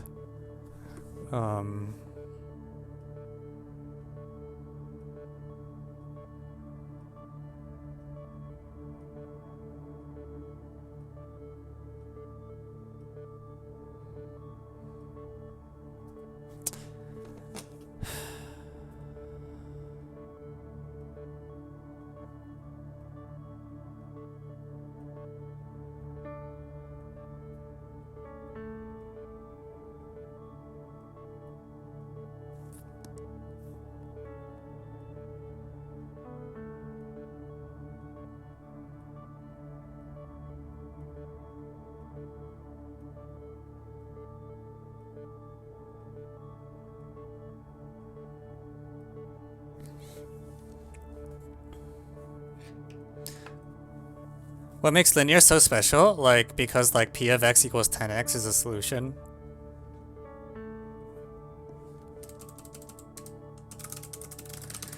Okay, let's see. So, like, I'm gonna plug in P of 1, and this will be some number. P of 1, this is some random number. And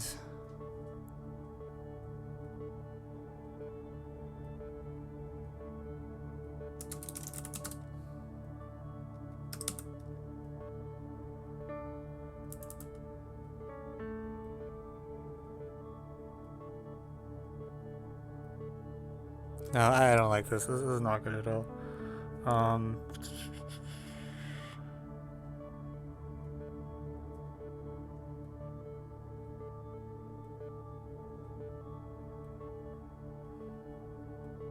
Like, I need to get digits of P of n to do something, and I can either do it by trying to go from the tail, where I say,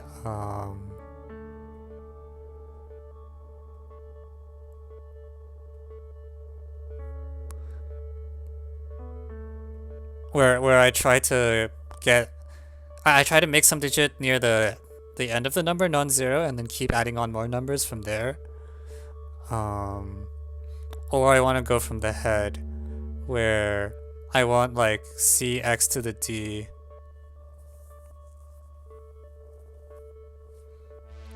What if P cannot exist apart from identity times 10 to the k? That's probably true. I doubt there's... It doesn't matter, like... The problem basically tells us what all the possibilities are. Like, if I have a constant C and a degree D, I need to somehow control, like... Do something about, like, angelic numbers. Like, I need this... I want to be able to put in an angelic number here and then have some control over what kind of digits spawn when D is greater than 2.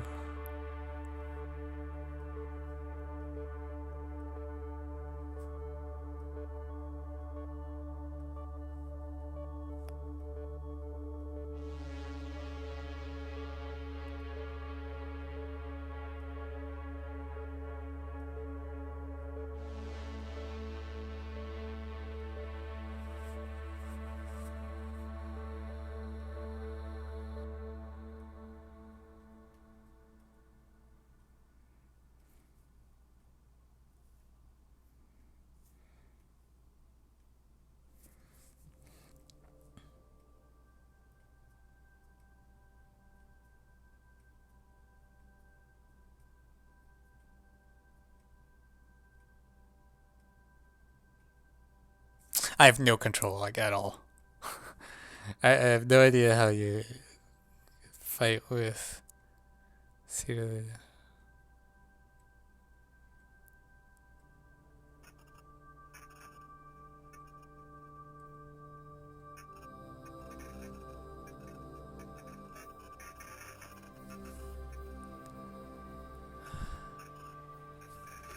What is Frobenius density?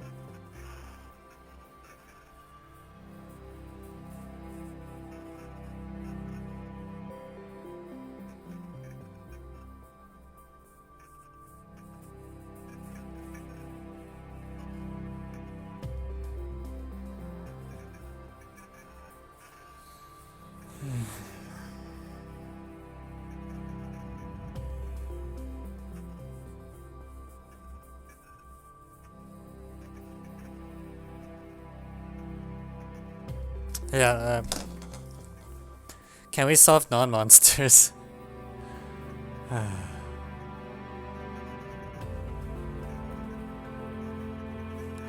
feel like this problem should be doable or something. I don't know.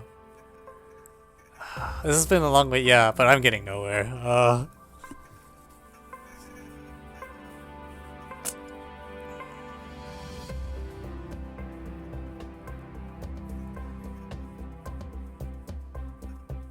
Should I be using a 5? Can I guarantee? Can I plug in like a large power of 5? Am I getting some? I don't feel like I got anywhere. Like, all I've done is like, wow, I can make SN nice. 3 plus 5 is 1 plus 7 is 8. Yeah,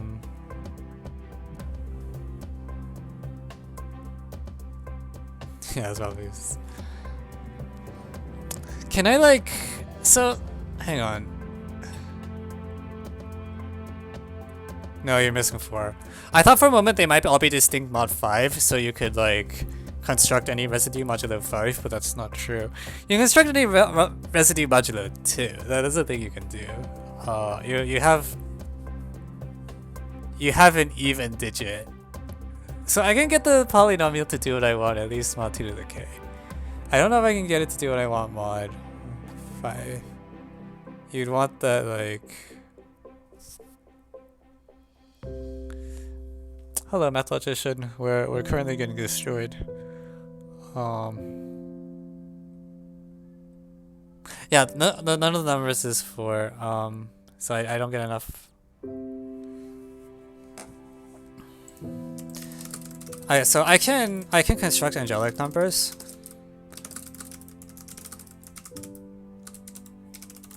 Modulo 2 to the k.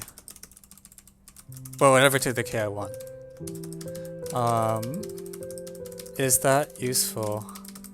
Seems a little questionable.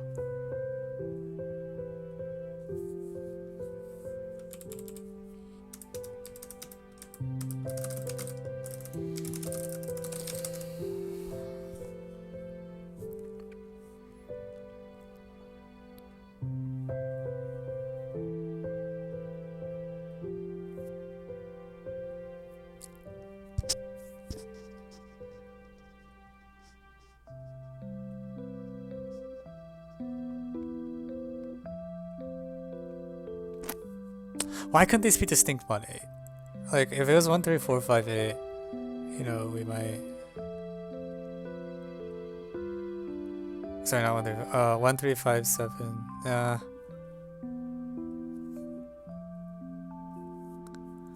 1, 2, 3, 4, 5 would have been good.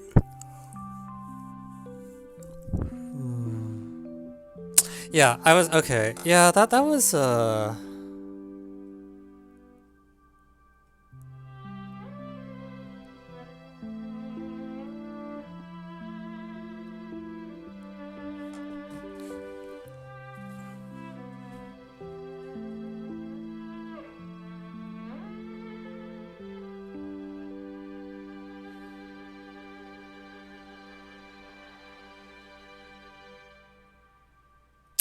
if I know a number mod like 2 to the 100, can I say anything about its non-zero digits? Not really, right? I can say there's one like the, is there a good reason? I don't know. Like if I know a number mod 4, can I say a bunch of its digits are not 0?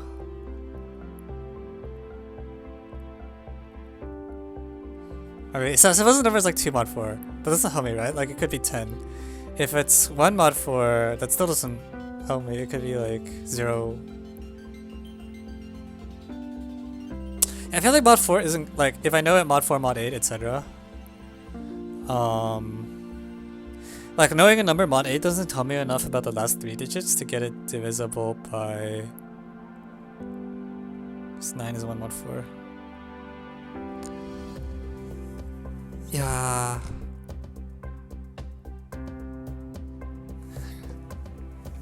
Okay, so here's a random thought. Yeah. Yeah, you could just have a lot of... Well...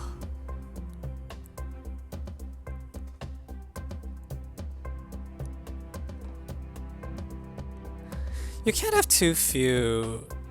Can you? Can I get a lower bound on digits by knowing the number mod like 2 to the...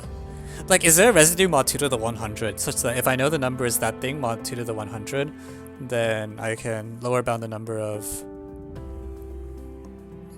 Lower bound the sum of the digits?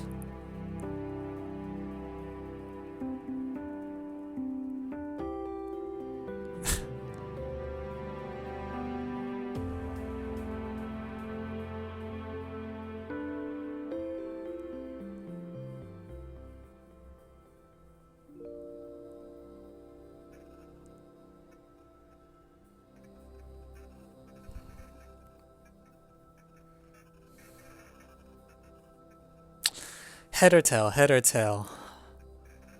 Are you gonna try to get digits at the tail or digits on the head?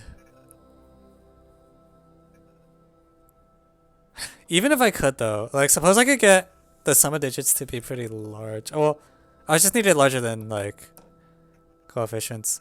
I guess the concern is like if you imagine P as the identity and I pick an n such that like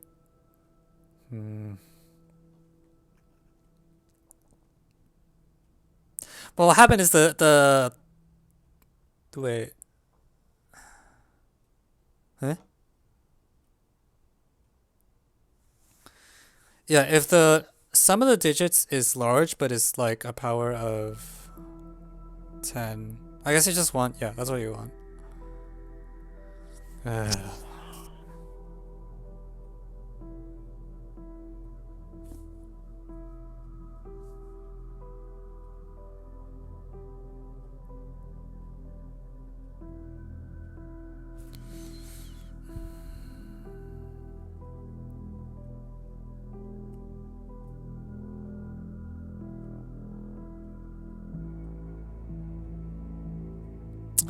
to mod 8.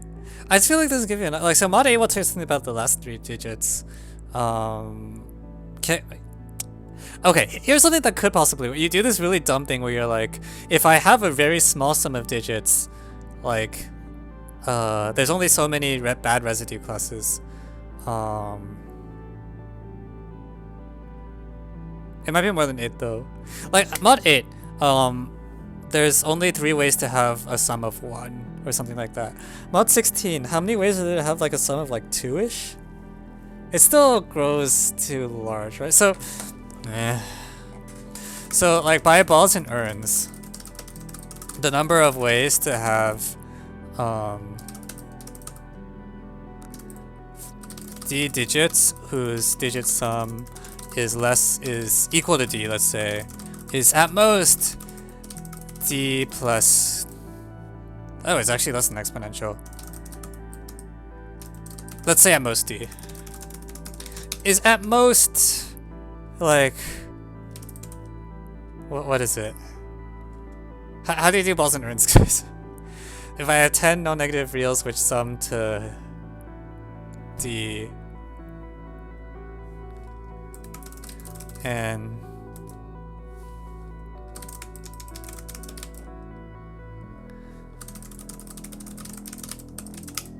d plus 9 choose 9. Ah, you got it right. Okay, so actually this might be viable. Sorry, d digits whose, wait, what am I writing? No, this makes no sense. What am I talking about? D plus 9 choose 9 is correct? No, what I wrote didn't make any sense.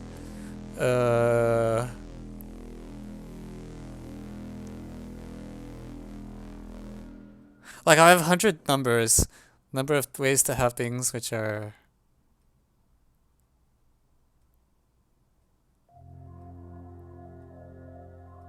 where did the 9 come from?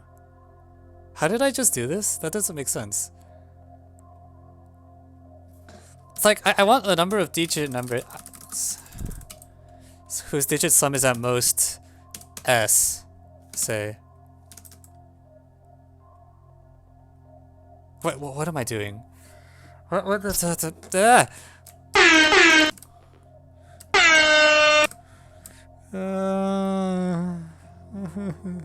okay. D plus 9 choose 9.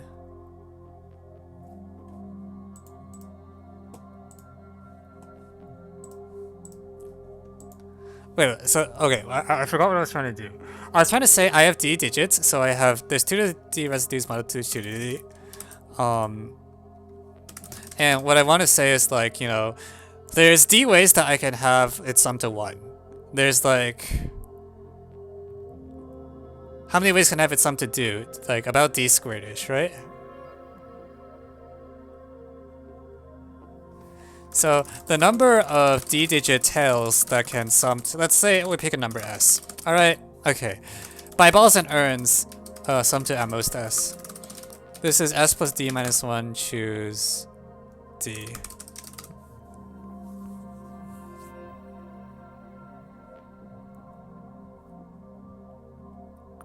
Oh, maybe this will actually do something.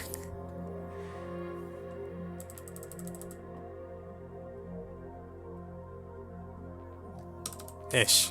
I'll just write ish. I don't really care. So, okay. Pick a large constant s which exceeds. I'm gonna pick a large constant s which exceeds like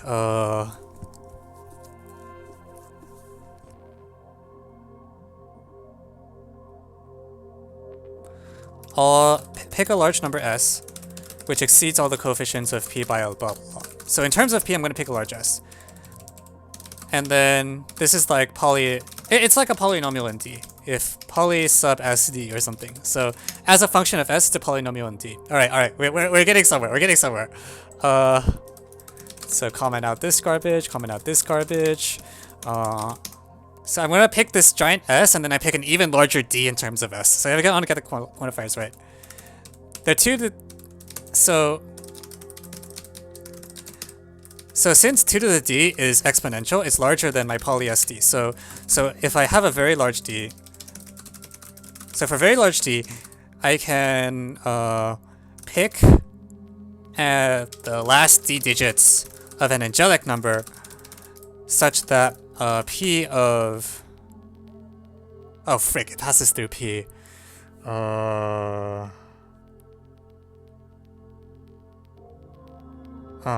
mind. Is 1 not a power of 10? It depends on who you ask. There's no reason not to say that. That way it's unambiguous.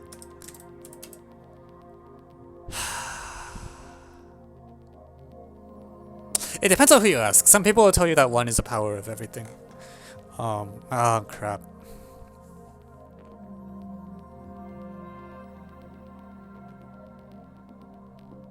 Do I have to Hensel?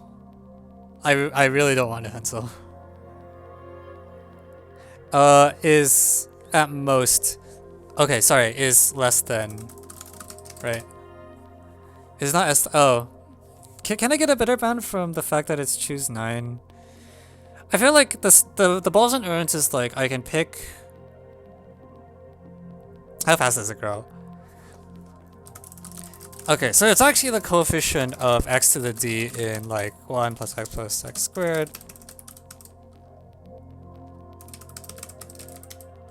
Can I bound that? I don't think it's worth bounding. Like, as long as it's less than polynomial.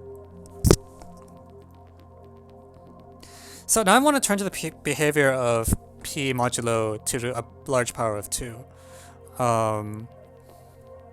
And I want to say it's not too injective, or something like that.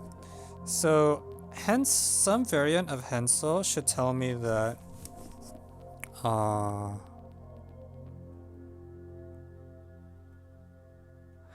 Yeah, I agree it's not supposed... Yeah,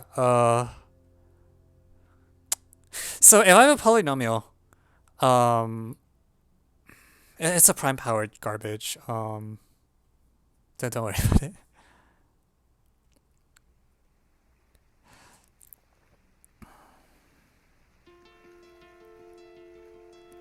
Basically, if I have a large power of 2, I took this polynomial modulo this huge power of 2, and I wanted to like hit a lot of the residues or something.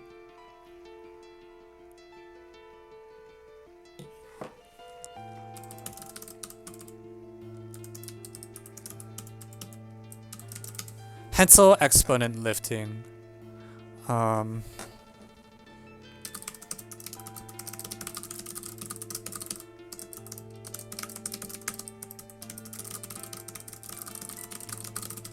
Okay, so I'm not 100% sure, but I think this almost certainly should be true.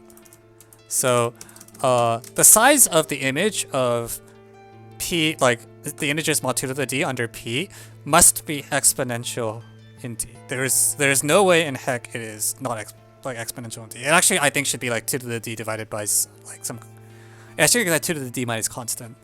And can I prove this? I have no idea. So for large...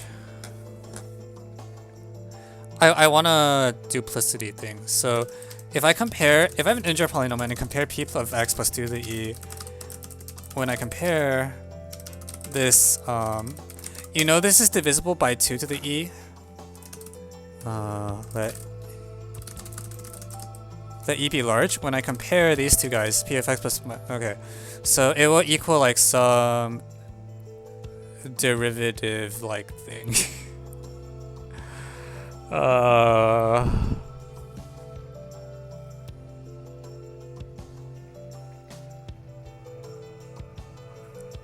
What does this do?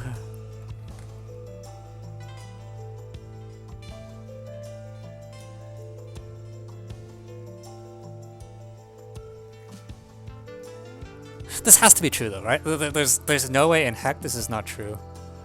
Do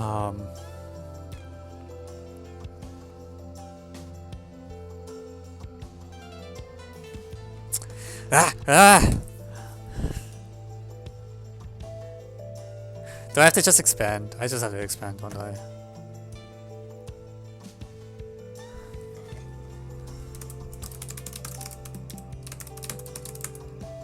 So modulo 2 to the 2e, this is like the sum of like x to like some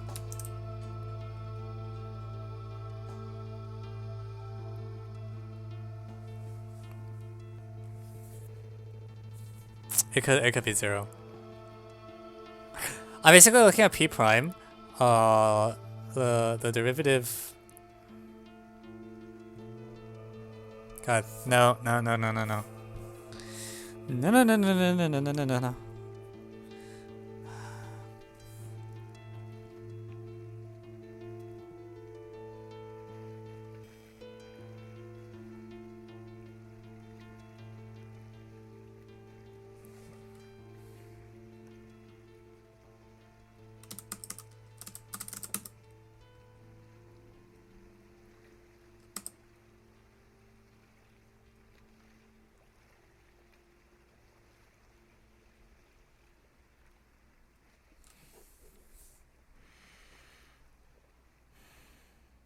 It should be about c times 2 to the d for some constant. Well, I'm not interested in size. Right now I'm trying to like compute the oh wait, actually size is a really good idea.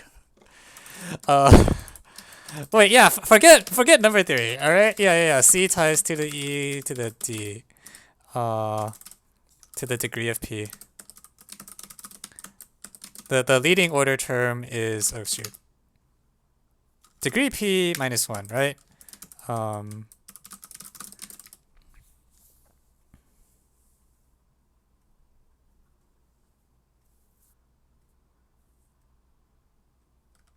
Yeah, so for size reasons, they are different because the difference is literally e plus degree 2 to the like e plus degree p plus 1, or really just like plus some constant.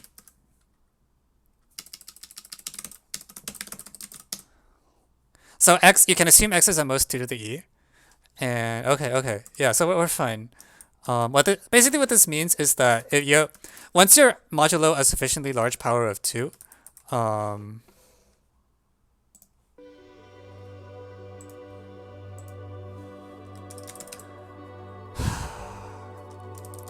okay, so this is good because this means that therefore can pick angelic n such that S like P of n ends. So I can pick a d-digit angelic n such a P of n ends in d digits which sum to at least S for any given S.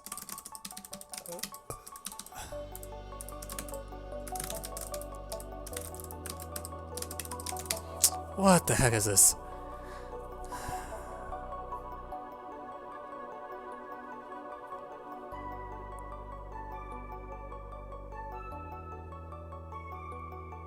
Is that okay? Did I not mess anything up? So the idea is, yeah, like the image. So this really should be like, yeah, like should be omega, like some constant times 2 to the d. Because number theory. Well, basically, like for example, if I compare p of x and p of x plus 1024, then I expect them to be different modulo like some very large powers of 2. So it can't be too injective, like,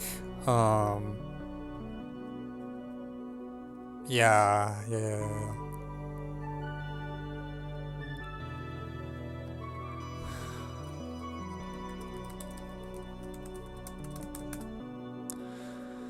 Did I mess that up?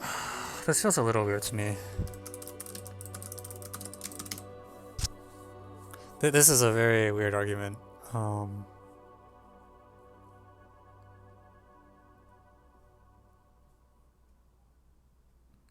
No. I think we're getting somewhere. We're getting somewhere now. Oh, alright. Well, yeah, you should feel free to go. See ya. Cool. So, sum to at least S for any given S. And then I can pad the digits now. Pad n.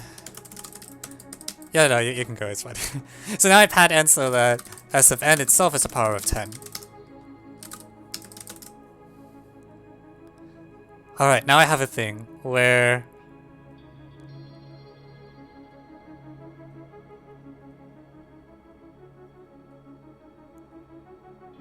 How does this break if it's linear? So, I finally managed to make it such that this number is big. Can I make it such that this number doesn't have a bunch of zeros? Well, the punchline is that it always has a lot of zeros, no matter what I do. So, actually, honestly, I don't even know if I want to make this a power of 10. Oh no, I have to, otherwise there's not enough information. So, this thing will always have, it'll always be a lot of zeros above a certain number.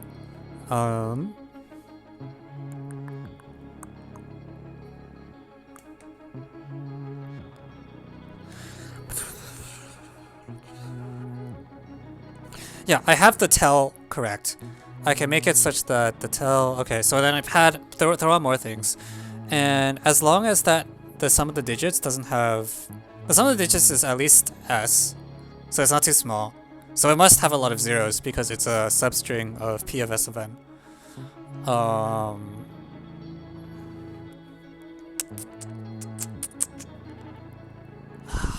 So close. So close yet so far.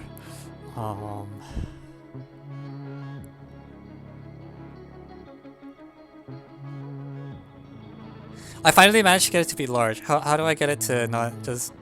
the sum of the digits to not just be a bunch of zeros? If it's...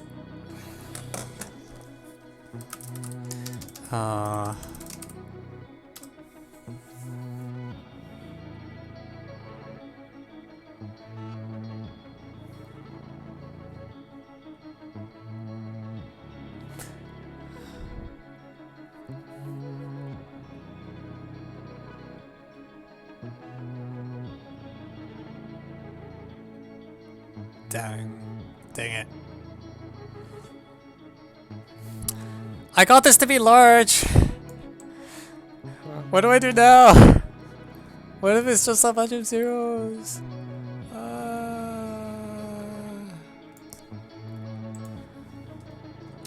So for all such angelic n, S of p of n, apparently...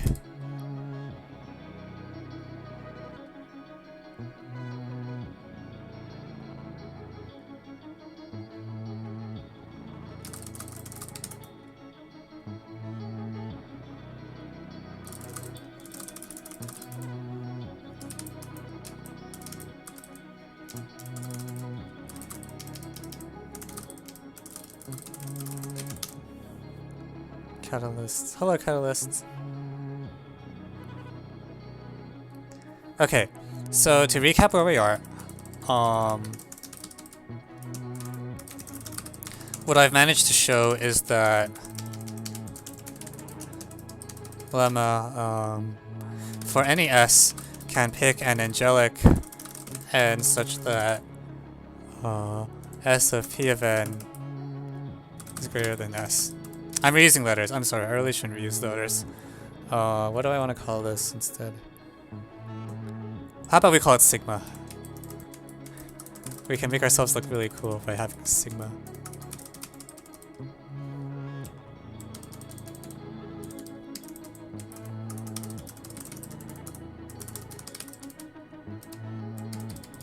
Pick a, so for any sigma, there exists a d-digit angelic n,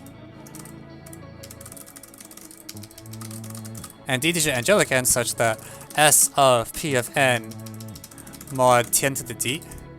So it doesn't matter where I put this mod because it commutes with the polynomial is greater than sigma. So in this way, I can guarantee I can pick the tell of the angelic number, and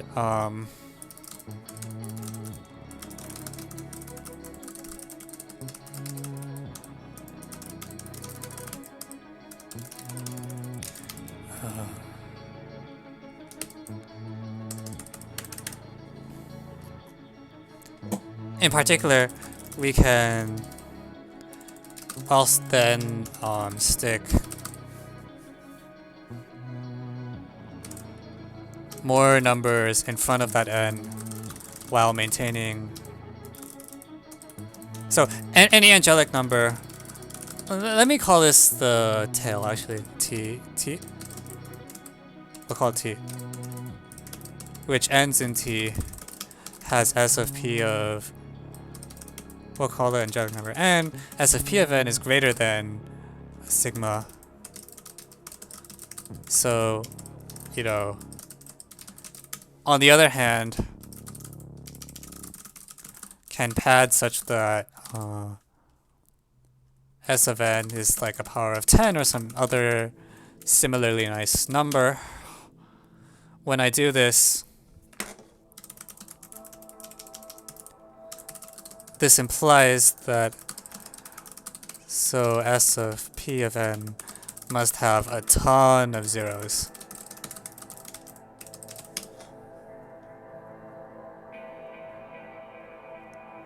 For any n that ends with T. So what I have is I have a tail, and then I can put more things in front of the tail. As long as my digit sum works out, then it will imply that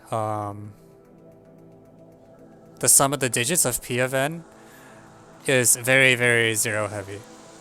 Like it only has small chunks of non-zero digits, because P of S of n is like P of a power of 10, so it's the coefficients of P with a bunch of zeros spaced in between.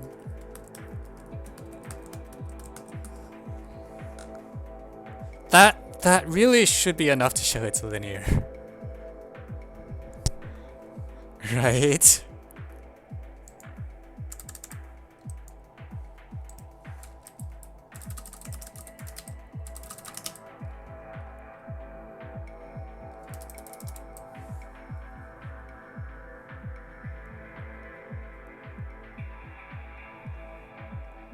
How are you getting intuition on this chaos?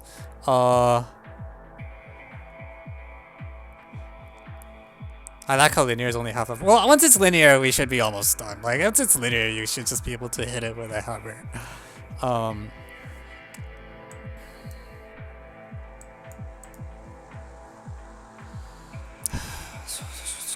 Okay, so I have this tail.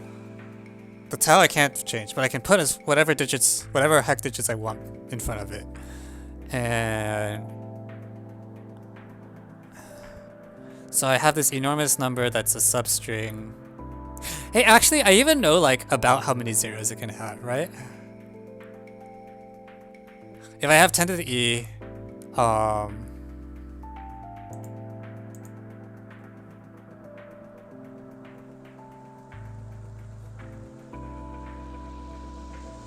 if I make the sum of the digits bigger than any of the coefficients, then in particular, S of P of n is at least like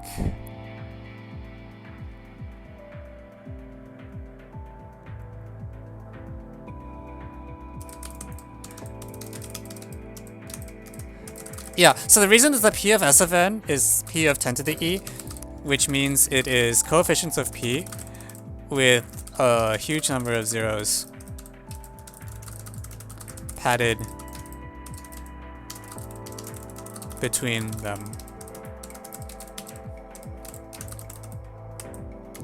Because it is greater than sigma. Okay, that's cool.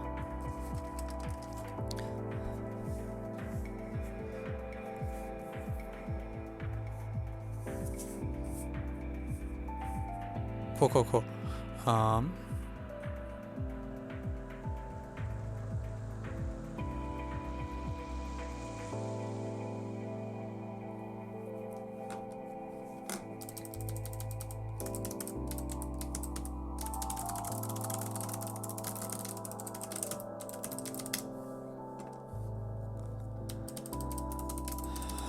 I feel like I should be almost there. I feel like I have power now. Why did my previewer disappear? The heck? No, come back.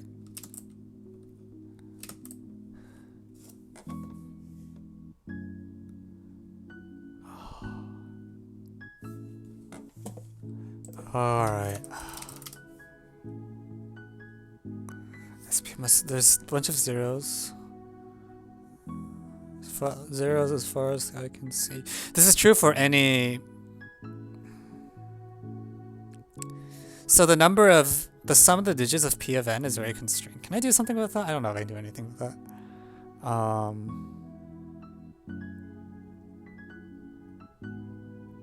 I don't know if I can do anything with that.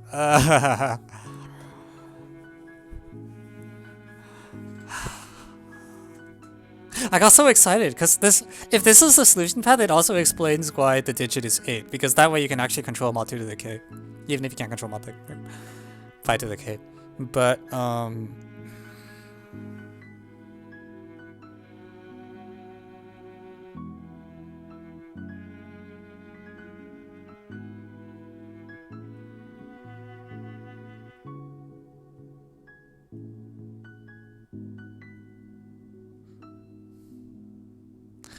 so as I increase e,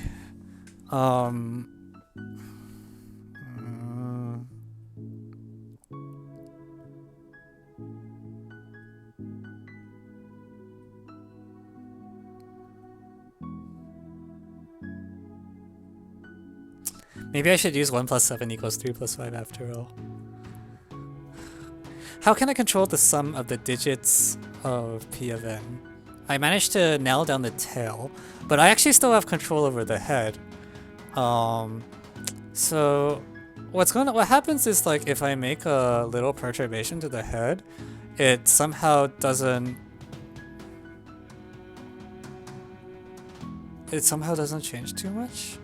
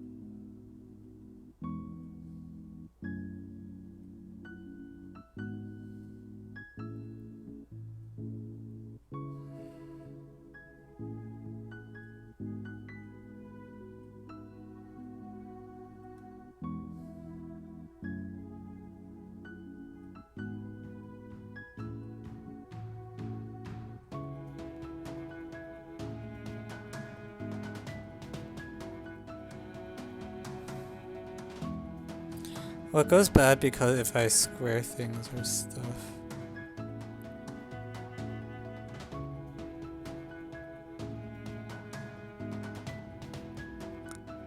And I worked so hard to get SFP of n to be large, only to run into it being...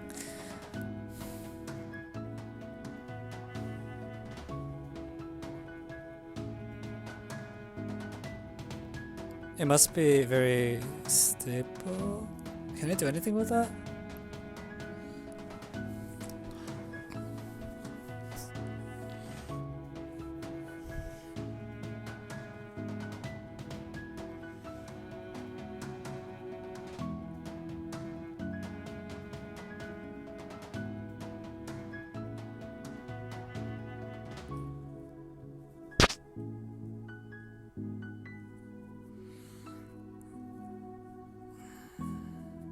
It needs at least E zeros. How can SFP of n even have zeros? Why not? Like, the identity just works, right?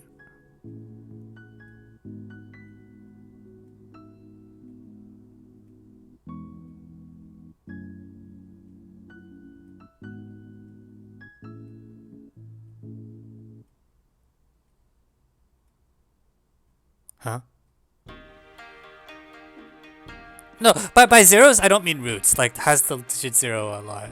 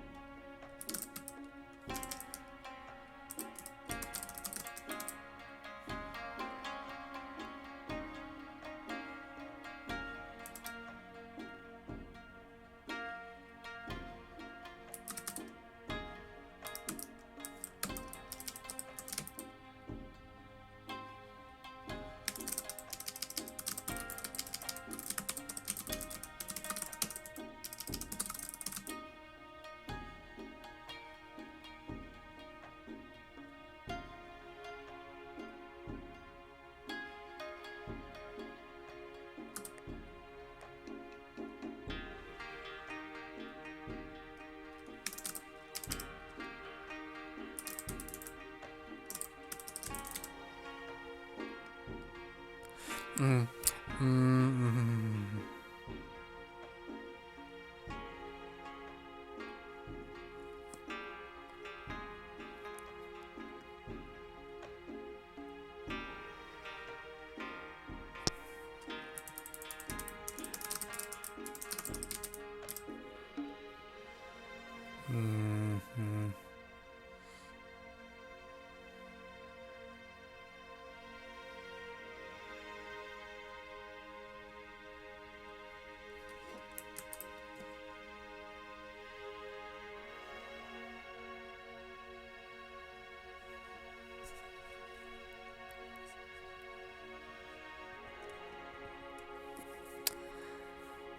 哦 my god. Today's stream has been exceptionally boring. It's just me dying the whole time. It's like nothing good happened. Oh no.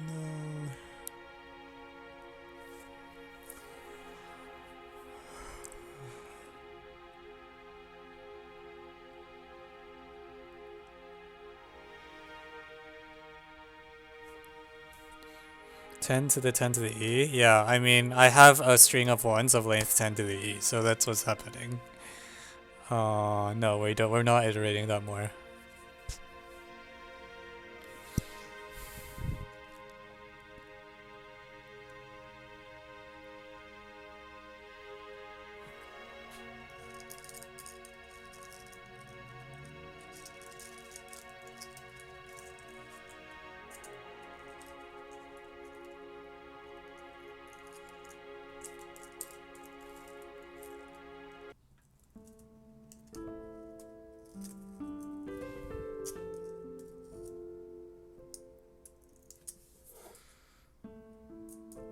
If you did my geo, you would insert solve or the problem would be broken. I don't know about the... I think... I don't know.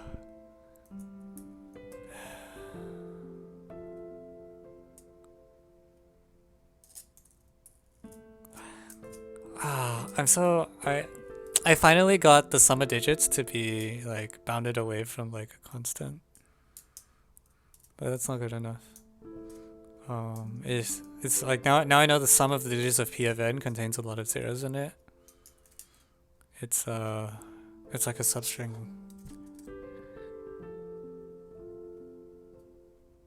Like I have s of p of n bounded essentially now. But that's not what the problem's asking for.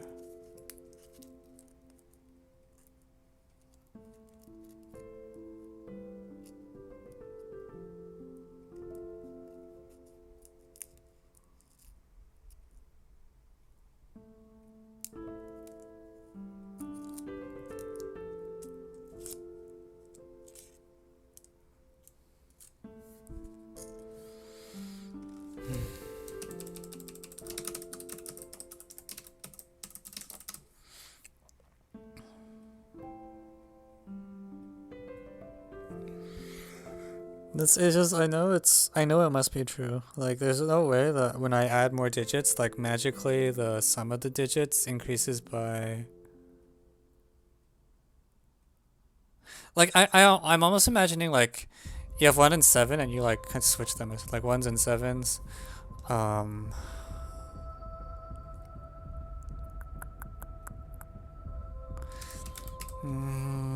Can an argument like this possibly work? I'm imagining, like, let's say I have like n is like 1, 7, 1, and you have the tail. You do something like this, alright? 1, 1, 3, 5.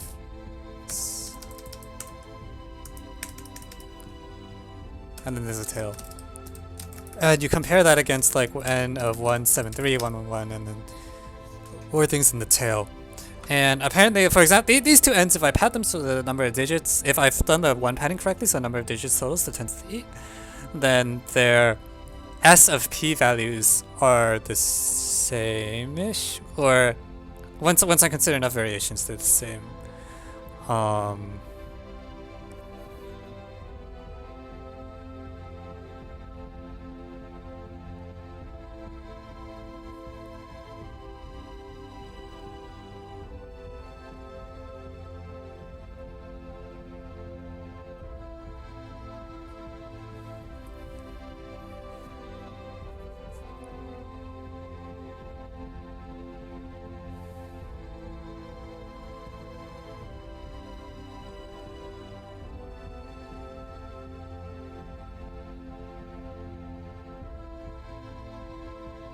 I don't know if I'm gonna finish. I'm not feeling it anymore.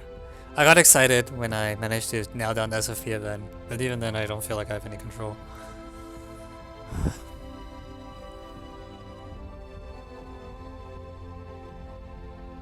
Did anybody of the organizers solve this? I mean, yeah, the author has a solution because it appeared on a contest.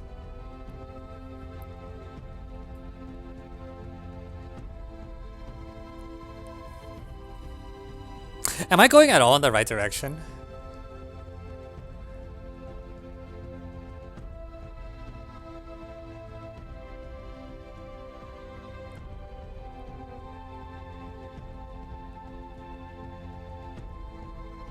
Proving, well, I mean, obviously you try to prove linear first. I think that part is like,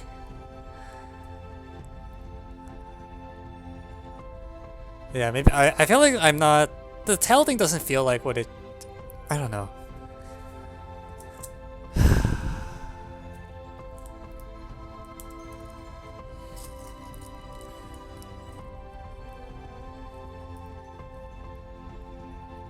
Linear is 60%.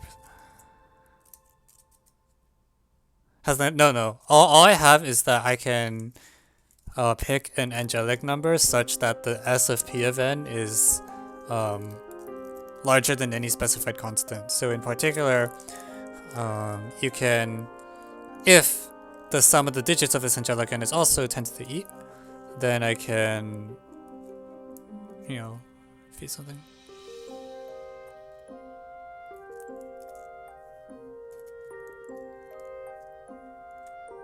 This is all wrong.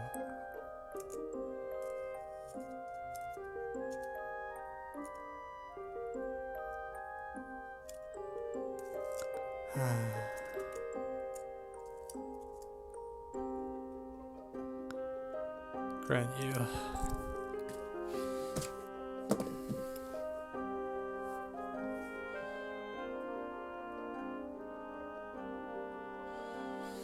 Okay, well.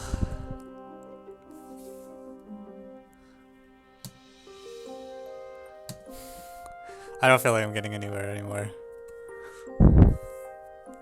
Well, Grant got it. Like, you know, it's not like, unless he like hit something in a specific way, it doesn't. This looks like the kind of problem you write forwards. Like you start with a statement and then you make the problem. So like Grant just, unless there's like some trick and the problem statement is really well hidden behind that trick, I feel like, you know, Grant just beat me, right? He just won fair and square.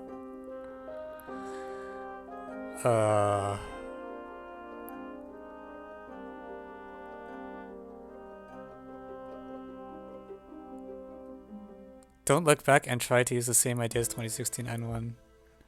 Your overlay is awesome? Oh, thanks.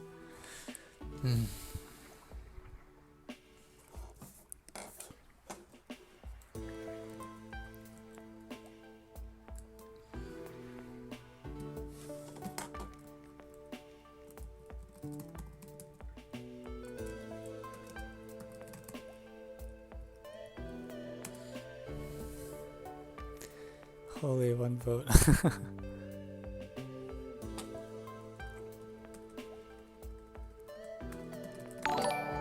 Thank you, Crunchy Lumpia, for the follow.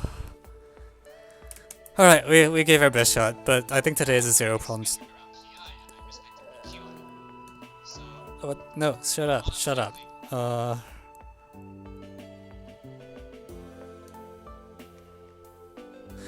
I feel like I should just leave it as zero problems so I can complain that I got zero problems today. It was like that kind of day.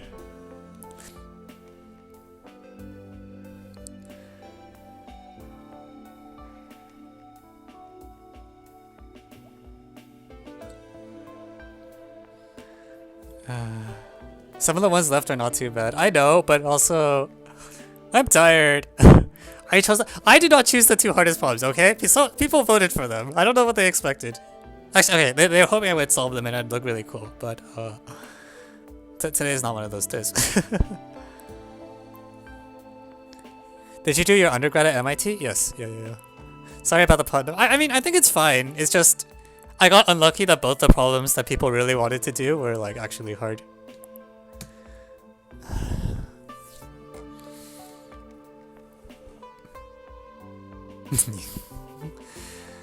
People still don't believe me, huh?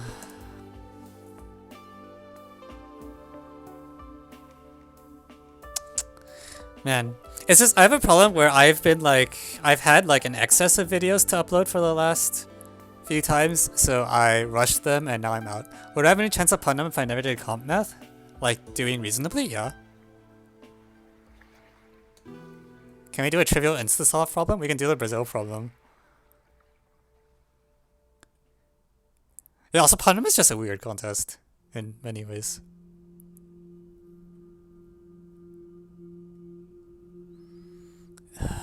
Okay, let's see.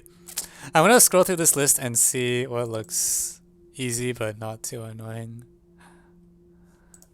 Let's do the BAMO. How about that? It's a geo inequality. Wait, there's a square?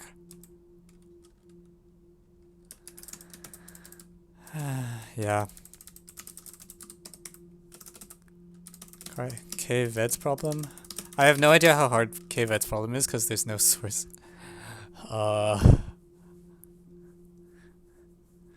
Well, I'm gonna start with the BAMO, and then maybe if things go well, we'll go on from there. Can I suggest a problem? If you want. Yeah.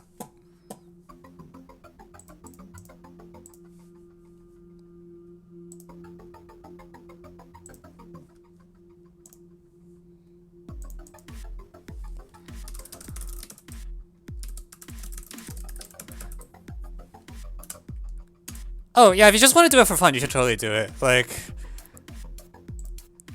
at C252. Like, I think even the people who do well only take it just for fun. Like, at MI, at least in the US, like, the kids who go to, like, USA MOP, there's an unspoken agreement that we don't, like, treat the Putnam with the same seriousness that we treat the USMO. It's just, it's a thing we do for fun one weekend in December, and that's it.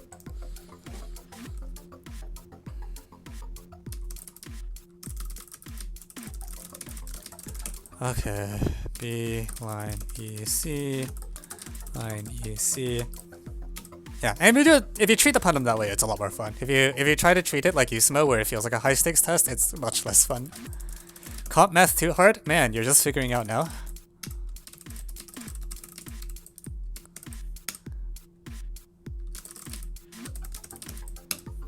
Yeah, competition math is the hobby you pick up if you want to constantly feel like completely inadequate for your hobby.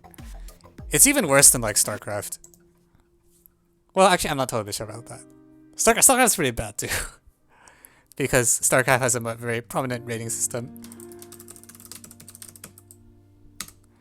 Okay, and then line through G parallel to BC passes through the midpoint of. Wait, what? Did I misdraw the diagram? Okay, G is a point such as BG is FG. Oh, G is not on line BF. Ah! And the line through G parallel to BC meets... Okay, so sorry. Back up.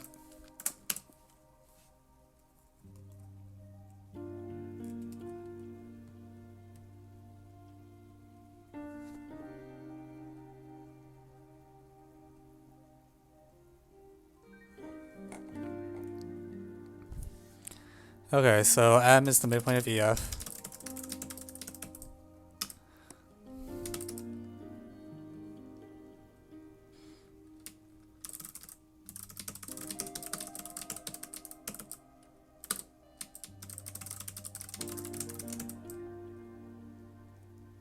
Line to G parallel to BC.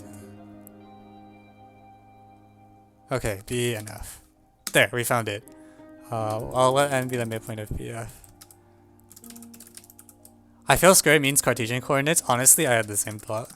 I feel like I might Cartesian this one. That's why everything here feels Cartesian to me. Like every single condition just feels Cartesian in some way. Alright, prove that AC is less than 2FG. Move E off the midpoint. Oh yeah.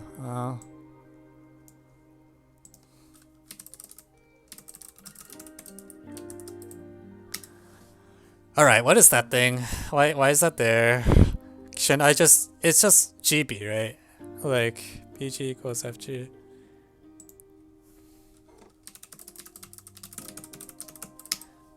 So these two segments are somehow interesting. I don't know why.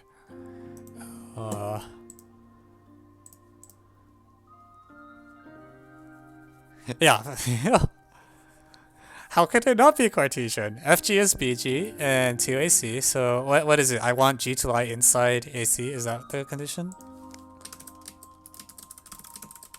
Okay. How can they expect anyone to not use Cartesian on this? All right. Cool. All right. So. Oh. Okay. There's an equality case here, which is good. Like when there's an equality case. Yeah. There you have it. I'll humor the problem author a little and try to pretend I'm going to do something like a little bit nice, which is called introduce the circumcircle of BFC, because why not? This will pass through its center, so I'm going to let P be the midpoint of BC.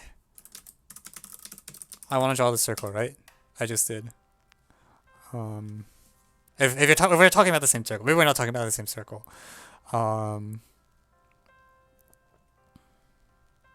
Yeah, in some sense, I think this ABCD is probably mostly a distraction. I feel like this is the main one.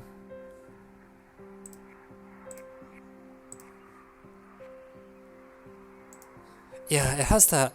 It has a flavor of a problem that hasn't been immunized. Like, there's probably some nice idea behind it, but like, you also can clearly Cartesian bast it.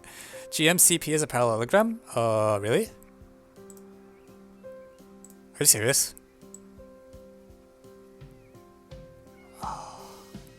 Why is the length of GM fixed?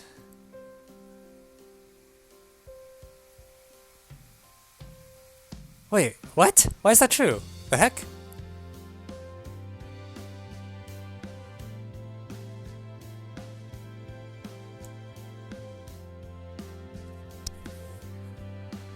That's just obvious. It's by parallel lines. Oh, of course.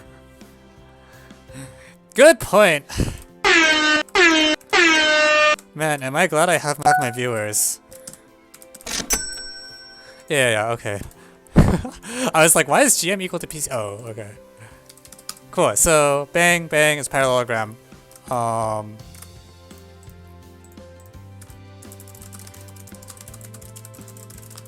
So M inside triangle ACD means G.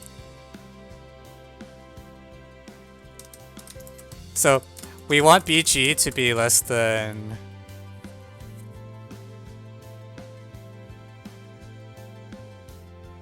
what is it, AC over 2? What's the condition here?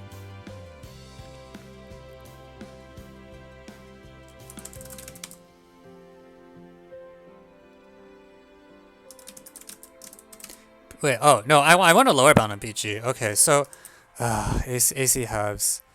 So I want it to lie outside what circle? This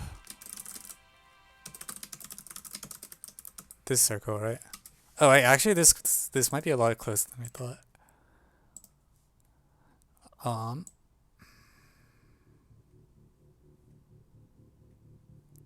Wait, this is actually really close. It's like barely outside. I mean, okay, on the other hand, at this point, like, do I not just use Cartesian coordinates? Oh, that's a circle we made before. Okay, my bad. Like, I feel like it has to be Cartesian at this point, right? It's literally... The only weird thing is F. But, like, compute it, compute that. It's a parallelogram. It's like hello. Okay, but there's something I'm missing as well.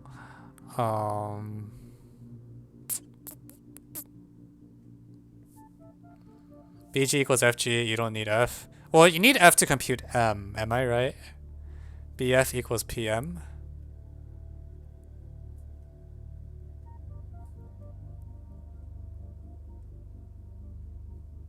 Shouldn't it be non-strict? Or BG is PM? Oh, this is also a parallelogram.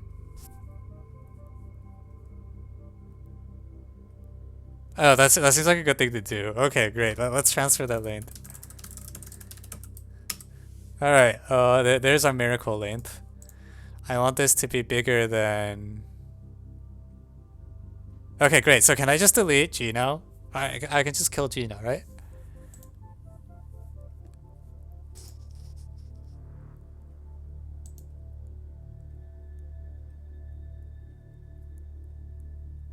I can also translate this circle. This circle is now the circle centered through P and like what other point does it pass through?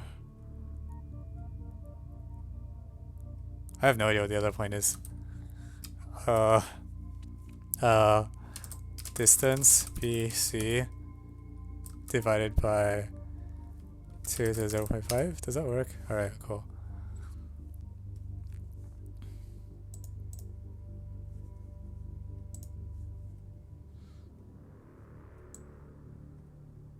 Okay, so you want it to lie outside this circle.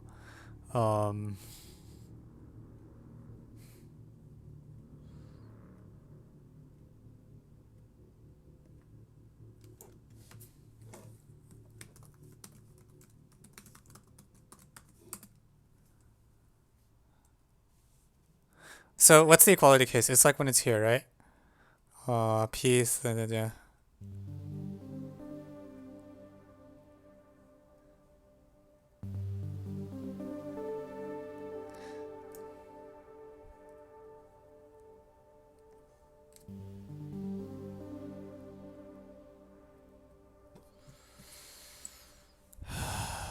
It's actually pretty close to the zero. Well, okay, why is PM...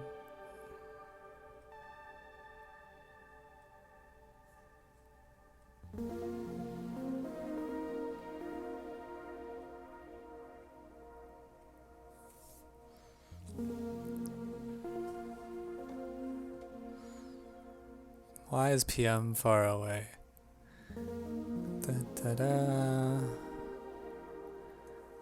Median formula. Oh, I was hoping not to do that. I mean, median formula might just be correct. No, median formula requires the length of EF, so it's gonna be kind of icky.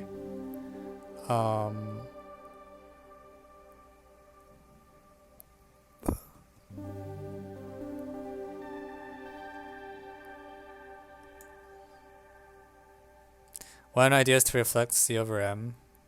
What does that do?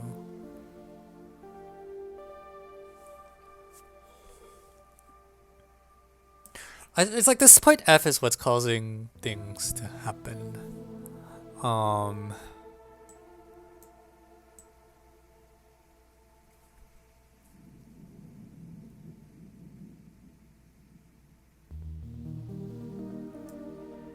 This feels silly though, like, can I not just say this is 1 comma 0, this is minus 1 comma 0, and like literally just compute what this is? I feel like that's what it's gonna boil down to, right? Like, oh, no, this is a bit of calculation. Like, I feel like this should just be 1 0, and this should be minus 1 0, and then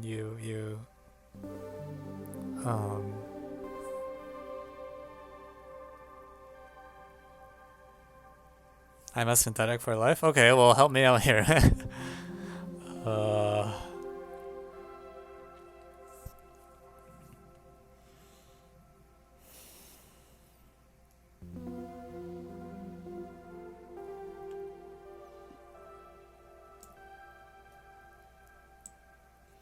mean, I got rid of the point G, so there's a statement about, like, length PM.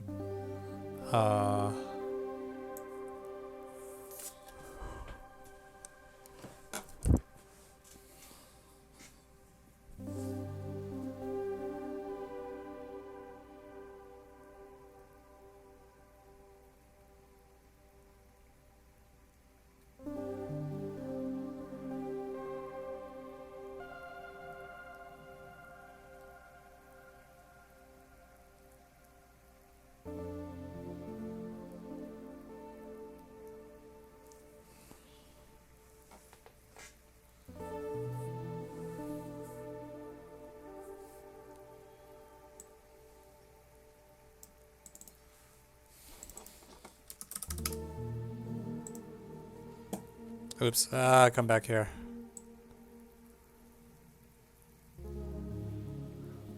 My problem remains true even as I vary E outside. So like the square is sort of a distraction at this point. The square is there to like pin down the y coordinate. Like it'll somehow like the distance is like here.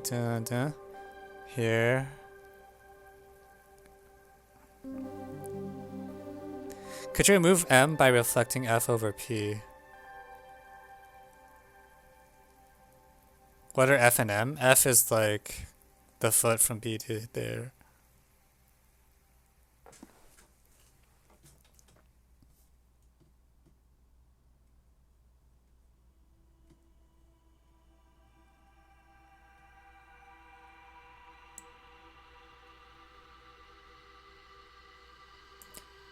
PM would be half of E to the new point. Really? Reflect F over P. Okay, let me see. So we'll call H 2.P minus F. So it's this reflection here. And then PM would be half of the distance from E to the new. Oh! Hey, that's pretty good.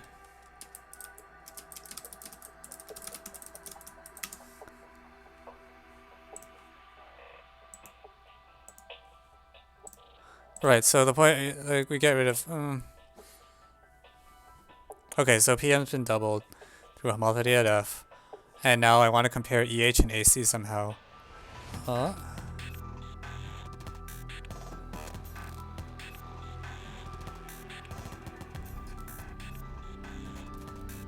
So in the equality case, yeah, that's there.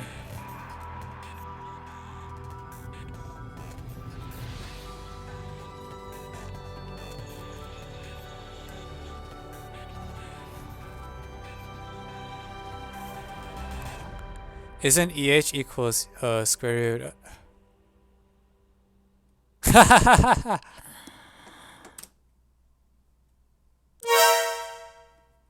Yes, EH is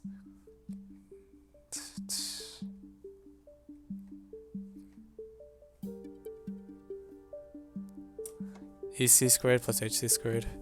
And this should be bigger than... Is it bigger than ABC?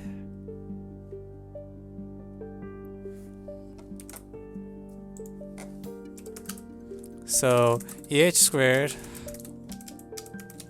is, yeah, so HC squared plus EC squared, which is BF squared plus CE squared. Whereas we're comparing it against AC squared. Okay.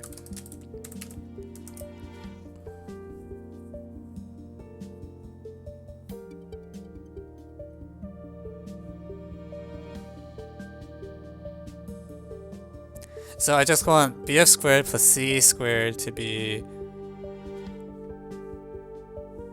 I want BF squared plus C squared to be larger than AC squared is the current situation. Okay.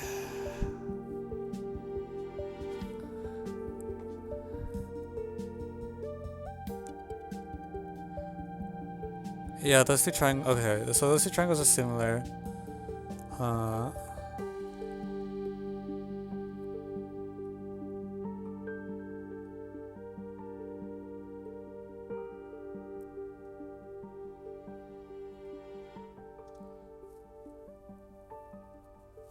BF squared plus CE. Hang on. Really?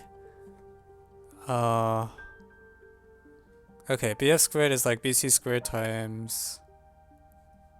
Wait, I feel like I got confused about something. BF squared, BC squared.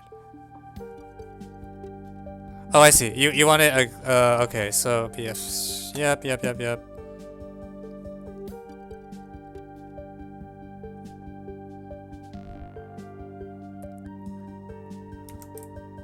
So, yeah, we're asking whether this is larger than BC squared plus CD squared, and it's enough that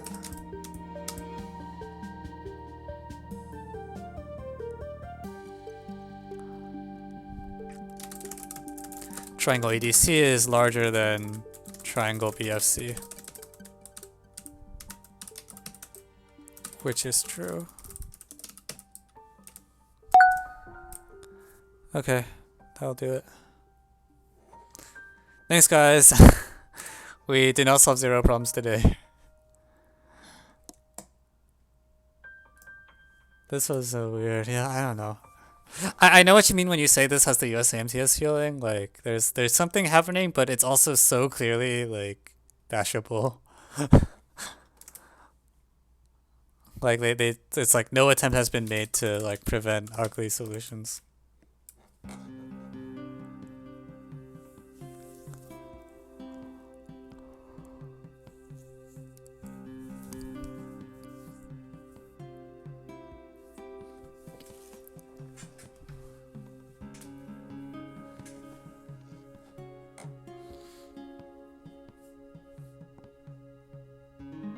Speaking of which, did we ever use the fact that this is a square? I feel like this could have been done with like a rectangle rather than a square. And everything would have just worked. Do we use square anywhere?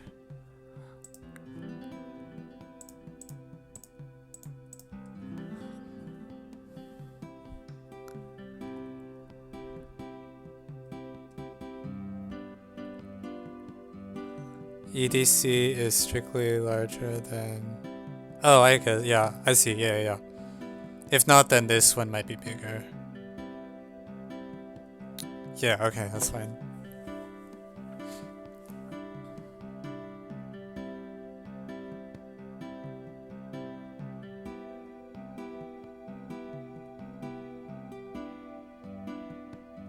Yeah, that's fine.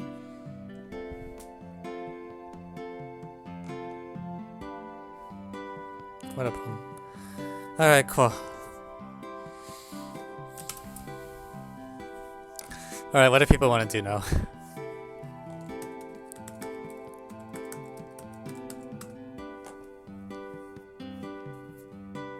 Yeah, that was actually 3 hours still doing Oli. That's like typical-ish, right?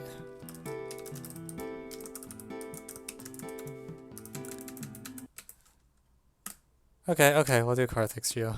That's fine.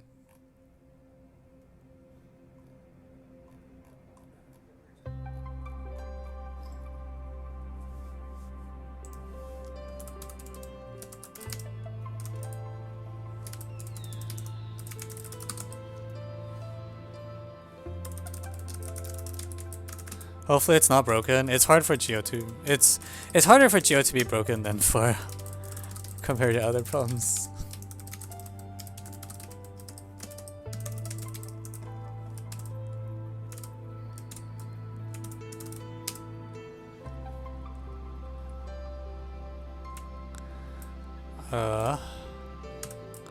So I first...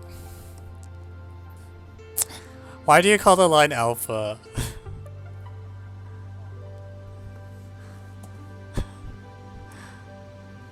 B, C, B prime. Okay, so... I wrote this in 2016, alright. I was... And you dug it up now? It's okay, I have some problems that are older that I'm still holding on to. Okay, so we'll let B be like one of the points. Oh shoot, wait. Let me try that again. Zoom.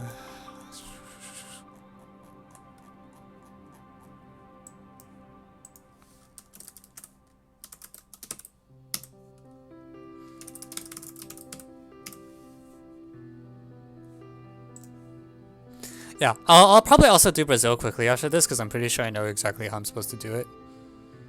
And it passes through A and it's perpendicular to CA. Okay. The alpha is at D and E where D lies on minor arc BC.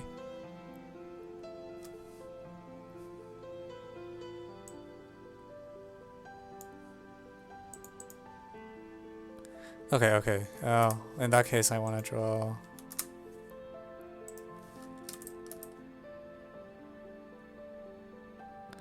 D equals... Or, no, I didn't need to do that. So D will be rotate...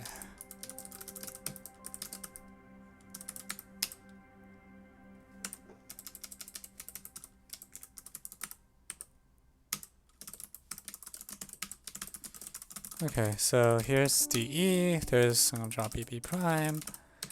Now the intersection of ray B prime C through C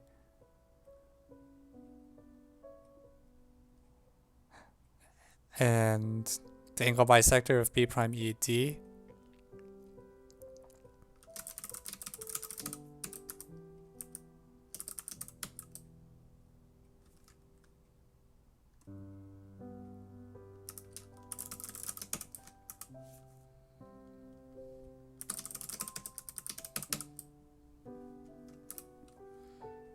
Is F.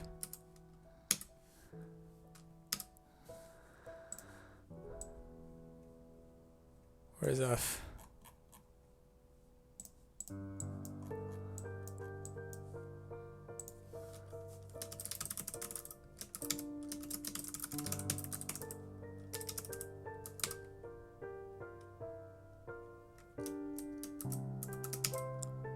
Crap.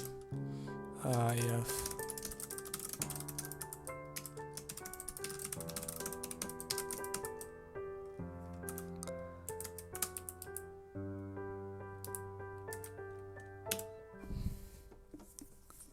Okay, and then line FD intersects circle again. Show that H is a perpendicular bisector of B. What?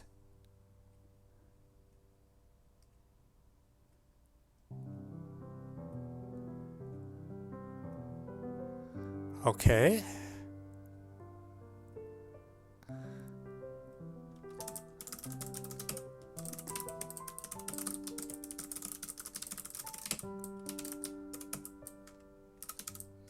Okay, I have finished drawing the diagram.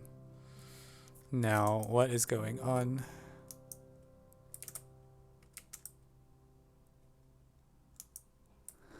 So there's a gazillion arc midpoints of various sorts. So, like this point is another arc midpoint. It's the arc midpoint of...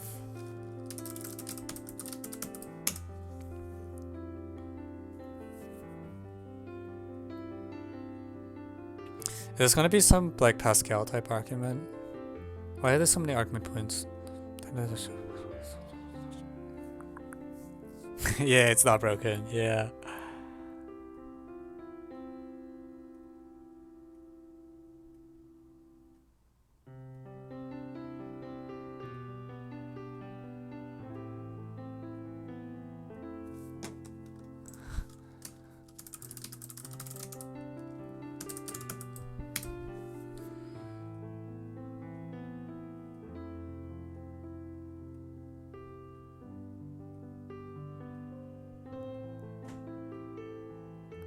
So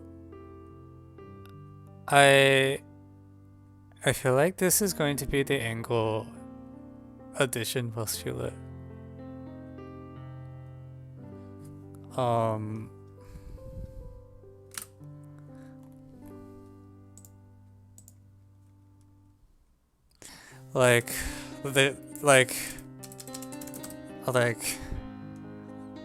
So angle HFN is equal to like arc.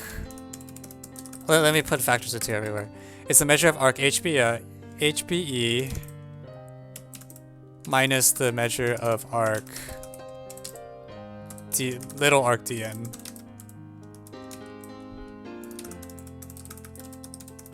And twice angle NCF is like arc EB prime minus this little arc CN, and then their sum is like wait, I feel like this shouldn't work. This shouldn't do anything, right? Like this will just tell me that angles add. Yeah, this seems like it's not gonna. This is supposed to do nothing. Why did I write it? It does do nothing, right? You just add the arcs. Okay. If this solves the problem, let me know. But I'm pretty sure it's provably not going to solve the problem. Wait, no, I might do a little. I don't know. Yeah, okay, cool. Yeah, sorry.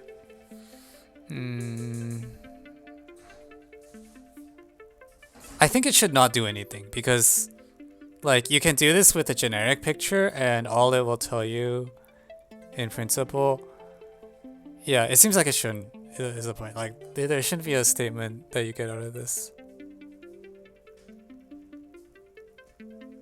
Yeah, no, you definitely get nothing.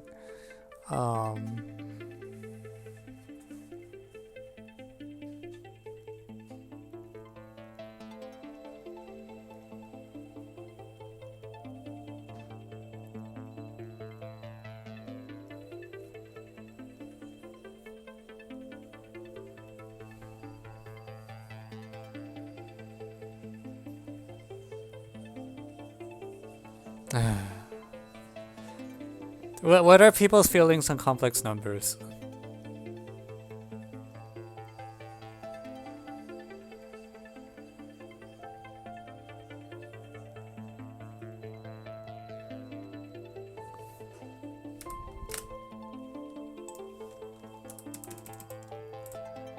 There is a nice synthetic solution. I totally believe you. But I want to point out, like, 1 z squared, z times I, what is c? Z squared divided by I. So minus iz squared. Then check their concurrent. This is minus z squared.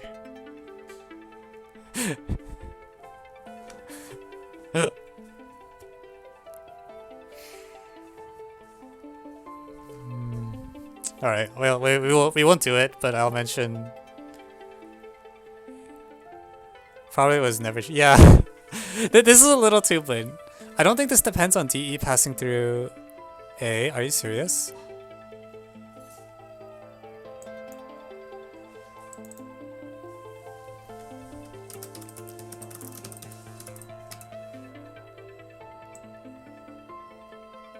Yeah, it does. What?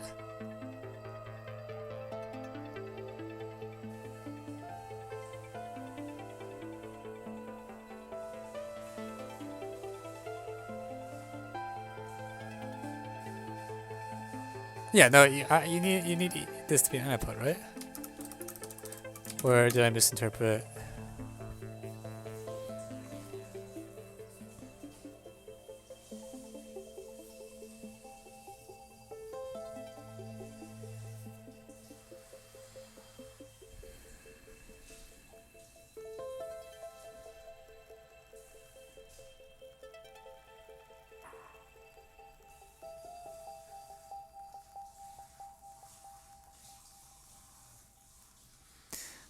Okay.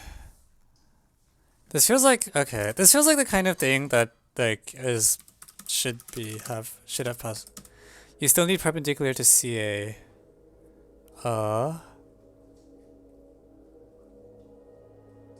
I see. Okay, I believe that.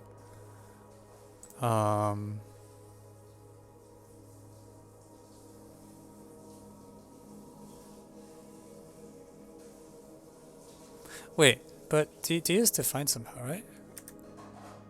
Oh, I see. So it should be D is a random point. And then E is supposed to be reflect D across line CA.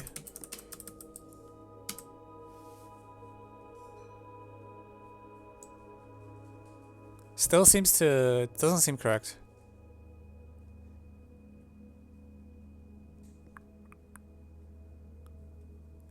Unless I missed it.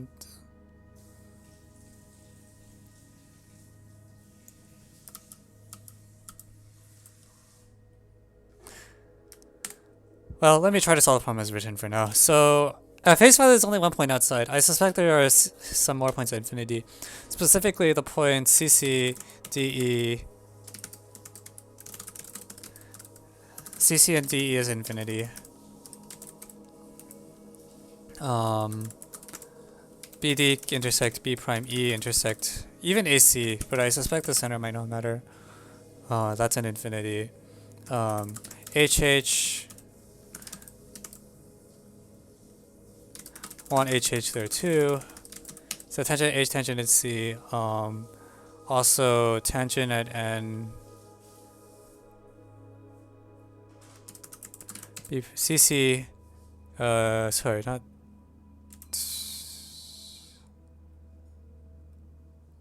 Is C on any infinity things? CC is parallel to what thing?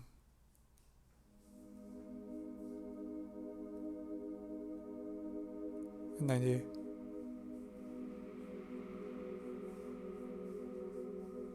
CC is parallel to DE, but CB prime is parallel to.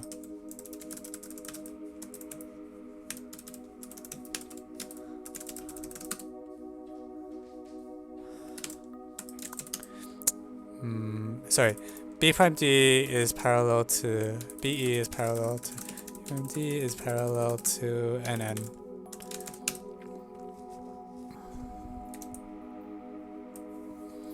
So there's a bunch of things at infinity, so I'm like curious whether this is going to be one of those things where I just throw Pascal's theorem at it a ton of times. HH. That doesn't look good though, because H is sort of hanging there. It's not tied to anything, right? Is our arcs is like this angle equal to like this angle or something?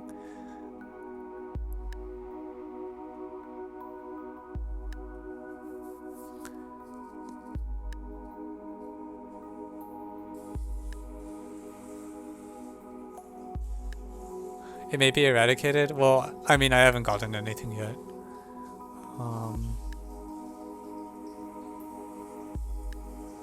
This is the.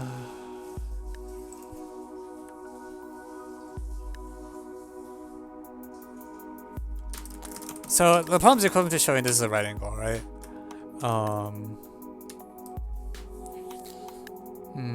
And a so it's like there's a lot of right angles around here. Like C goes to D, N goes to H. Actually, I wonder if any of these are similar? I don't know.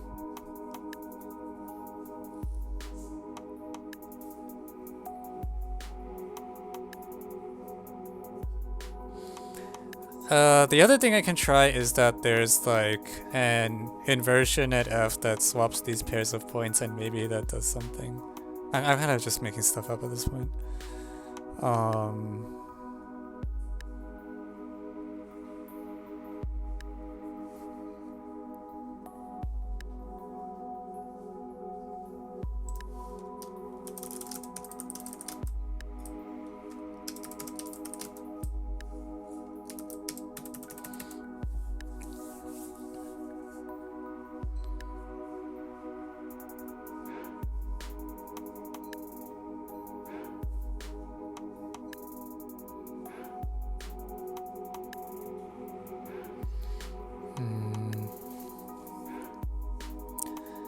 C, B, D.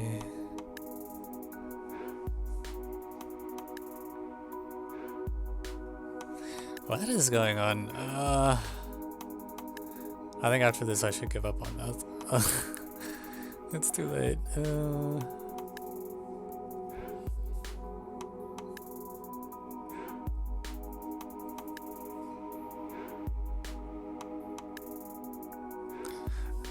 Why did I write AC? AC is not correct either.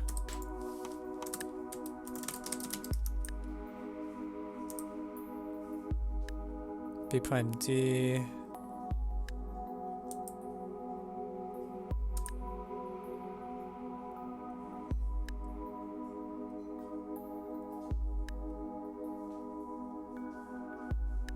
AC is perpendicular to DE. I'm not liking it. What am I not seeing?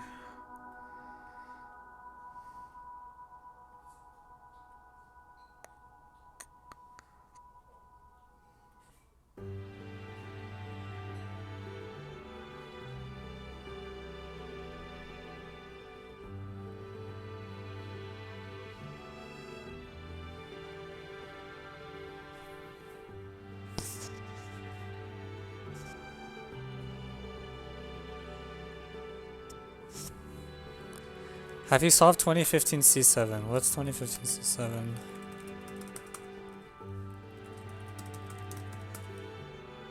No. No, I haven't done that one actually. And honestly, I have no intention to.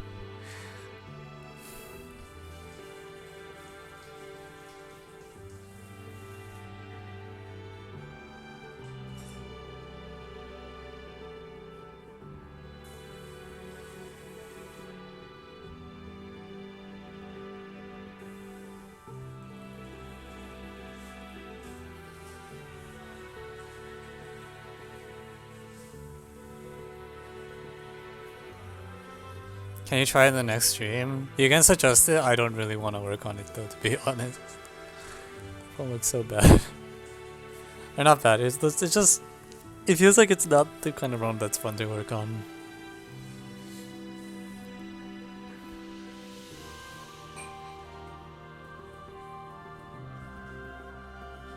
I wish I had drawn DE as the.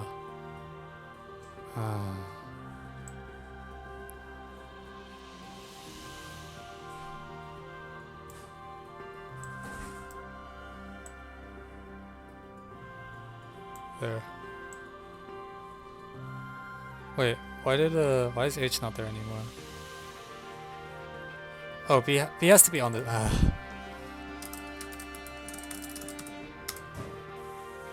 Oh, for frick's sake! No, GOG bro, stop.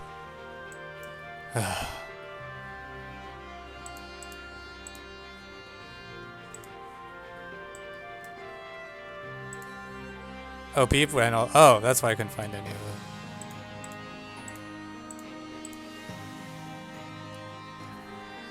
Yeah, this is better. Beep. I want DE to be horizontal. Why are these concurrent?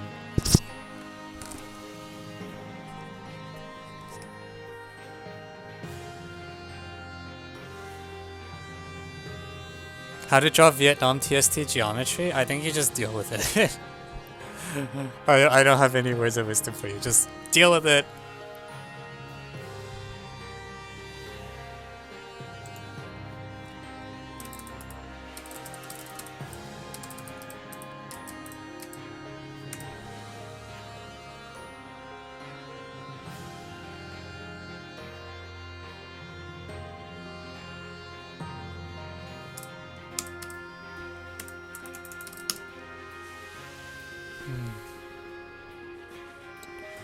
Okay. C is this point. So can I just use Trick Java actually? So I have this triangle B prime E D. Okay, I mean I guess that should be fair game. I have a triangle B prime E D. This is an angle bisector. You know this angle is like. This is a 45-degree angle, this is something, and then this is some angle. So you can check the concurrence by throwing Trick Java at it, right? If I redefine H to be the point such that this is the arc midpoint.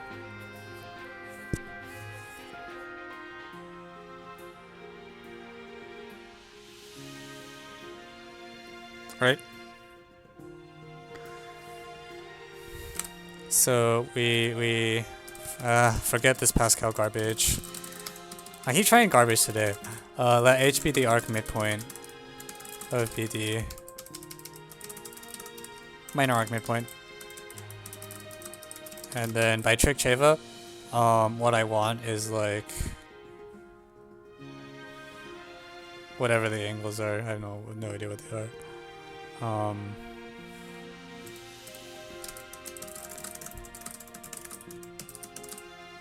So is the whole circle just bait? What am I not seeing? It's like this angle here is 45 and 135. This angle here is what are the angles?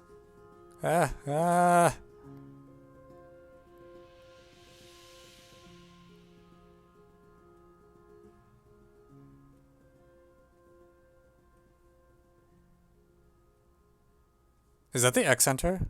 Is this an external bisector? It's an external bisector, right?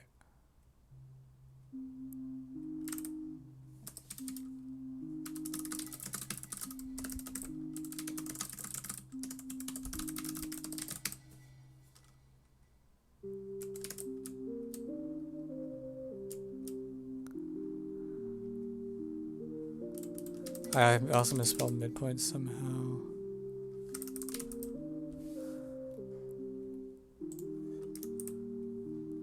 Huh. Cool. Why did my LaTeX not compile? Oh, this is the one. I was getting ready to throw Chick Shaver at it. Yeah, that's just an excenter.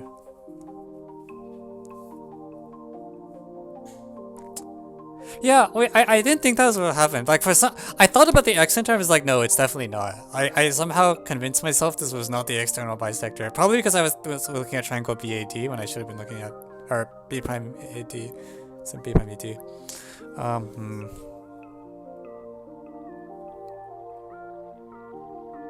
Okay, well that happened.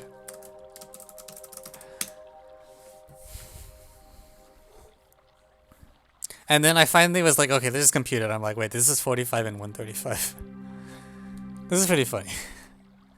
Thoughts?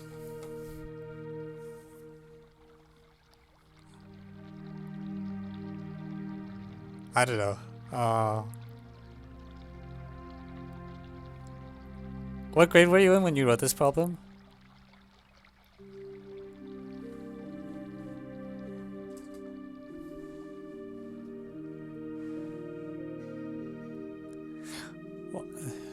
Grade 7. Yeah, this feels like a problem at 7th grade, right? Yeah, that feels about right. Watching Evan slowly realize is really interesting. Yeah, I don't know, because I was like, oh, you can complex patch it. I'm like, is this? And I was like, oh, I should do something else. Freaking Pascal. Can you prove Pascal's? Can you prove the in-center concurrence by throwing Pascal's theorem? You probably can, right?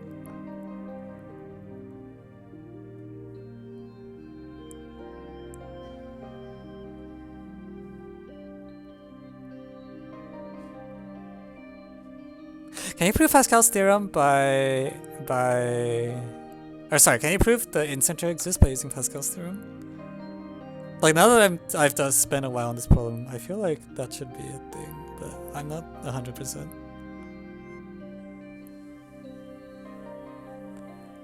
What you actually want is Brian Kahn's theorem. Okay, yeah, the in-center's existence. No, wait, no, that's not right.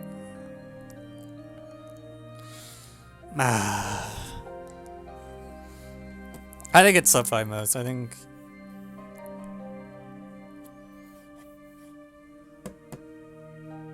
But also modes is overrated. I don't think too much about it. I'm not sure. Yeah, can you prove the existence of in-center by using like Pascal's theorem? You have like a triangle ABC, you have 3 arc midpoints. Your hypotheses are like the tangents to the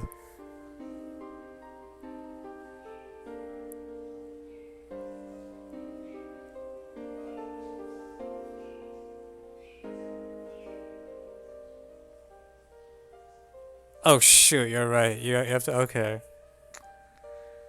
Okay, well that's why Pascal didn't work here then. You're right.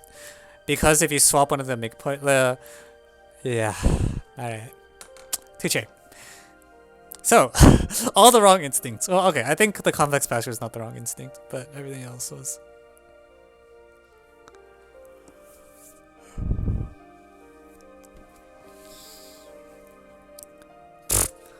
What if the real incenters was the...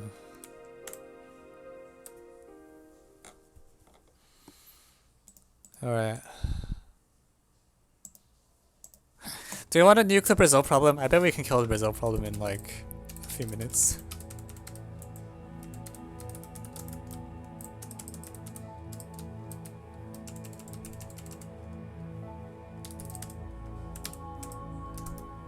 Okay.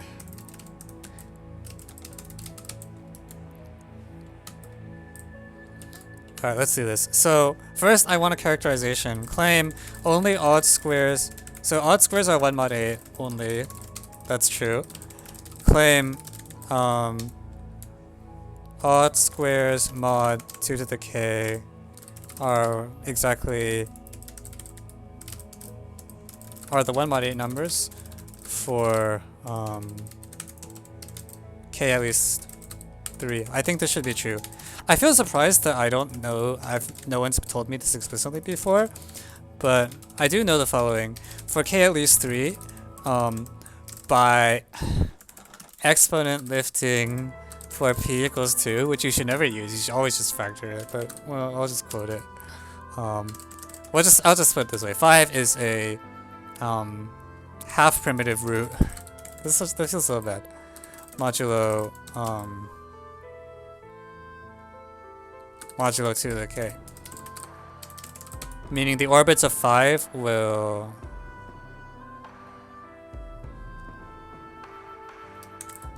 it gets all the 1 mod 4 numbers.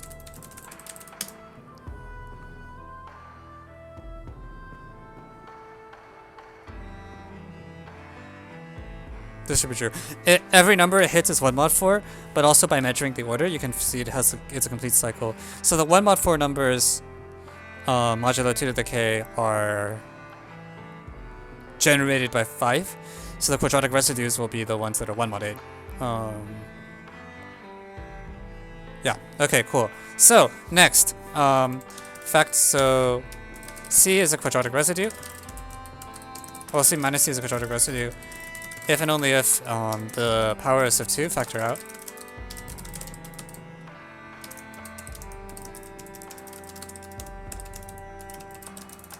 Well, I'll put it this way. We're counting the number of things C such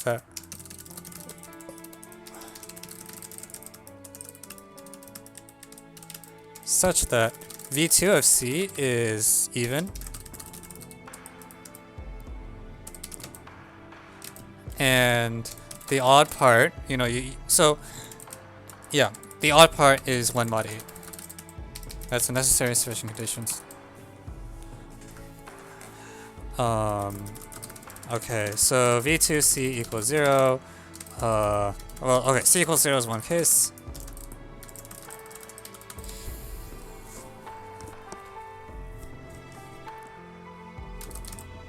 Okay, so among the odd numbers, I want the 1 mod 8 ones, right?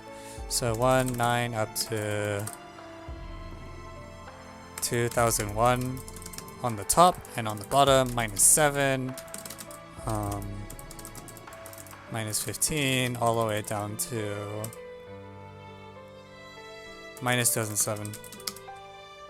So this is some number of numbers, and then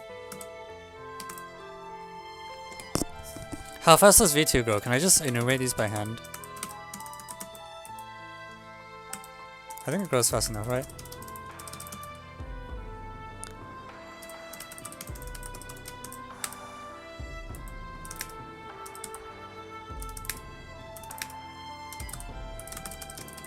Ah, jeez.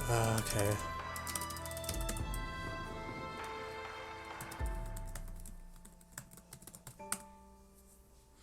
Okay, Twitch chat, please help me do calculations.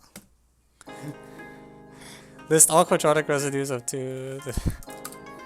Okay, so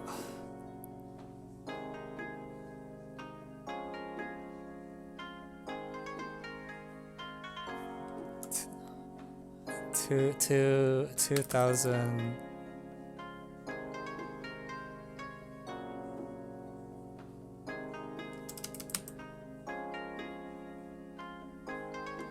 Okay, I want, okay. On the top, what do I want? I want a number which is 1 mod 8, like 401 or something, and then multiply by 4. So 501 is not 1 mod 8, but 497 is. So 1988 is the biggest one, because I go in increments of 32. And on the bottom, oh my, this is so annoying.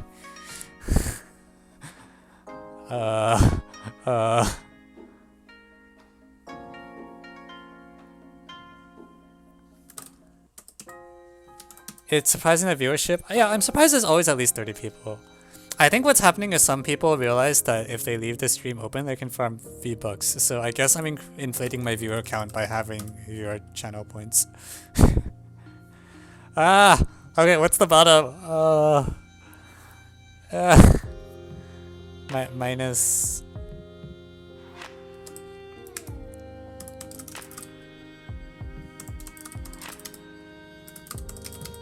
Okay, so on the bottom I want minus 491.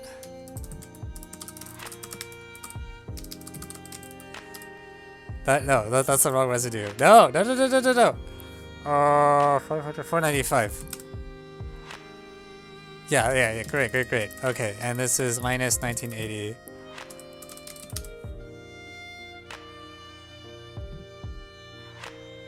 Yeah, because the next one's 2012. Alright, great. 16 times minus 100. So I want the negative, so I want a number that's 7 mod 8.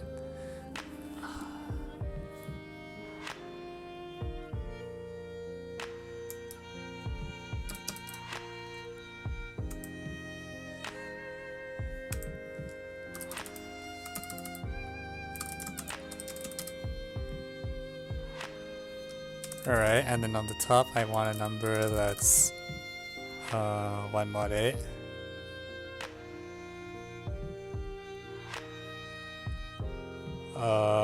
What's a number that's 1 mod 8? That's 127. 2002. Wait, actually, like, okay, I should know better. The negative number is always 2 more than the positive number. Did I mess up already? This is 1. This is 1. Oh, 2009 is too big. Okay. Right, this is 2032. That's actually too large. 1988, 90 minus 1980. 2032. So I want to deduct 8. So 1904.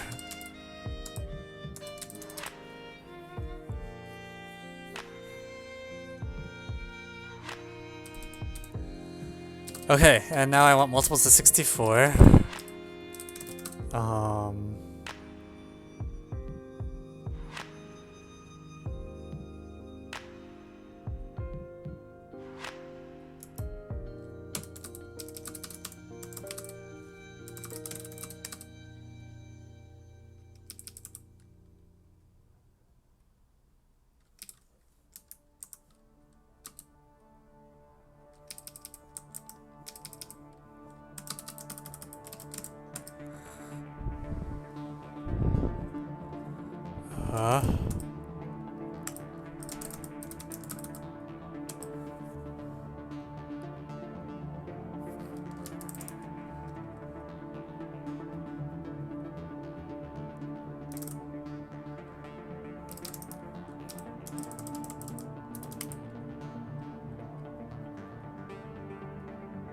Minus 1984.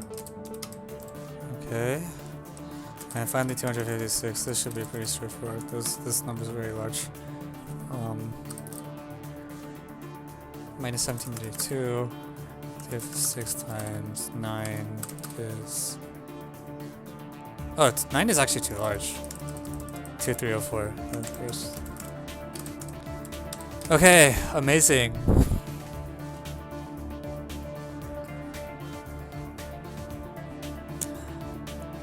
I think that's correct.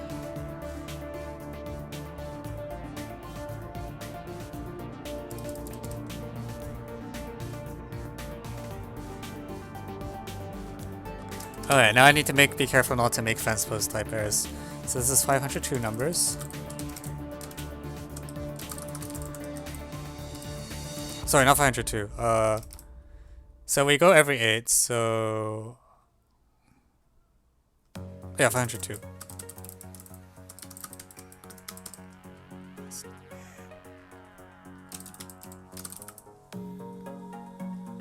And this one is...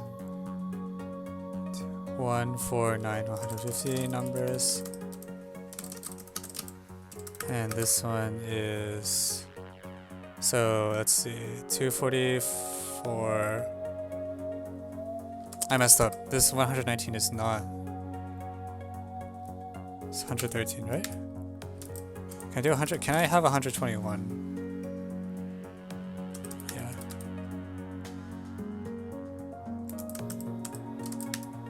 Can I get 129? No, that'll add another 128. Okay, 1, 2, 4.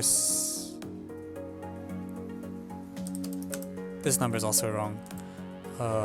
Minus 127 is minus 2032, so that's too large. So it'll be minus 119. That's minus 1904. Okay, so 240, this is 31 numbers. 56, 7, 8.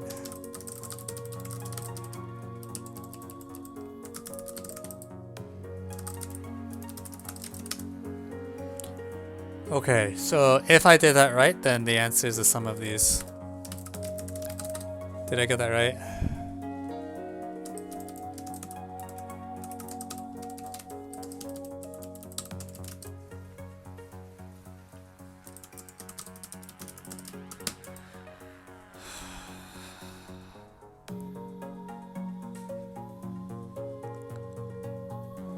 It feels... Hold up, I'm searching. Okay, I'll check my work in the meantime.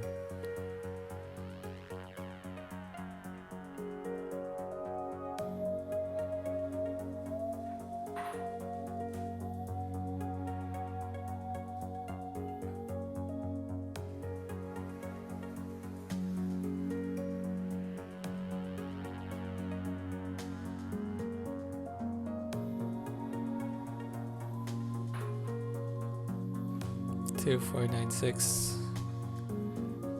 Okay. Oh, this number is not good. This number should be... No. 2048. Okay, fine. What? It's... Okay, fine.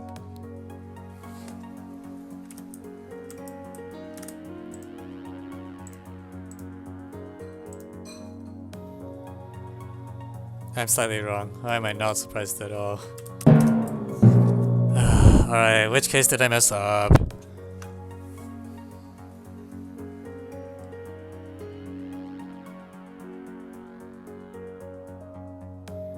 Case 2 looks wrong. Alright, so what's the deal here? This is 992, 140, no, 149. 149, 150, okay. 240, 30, 31. 56, 8, 7, 8.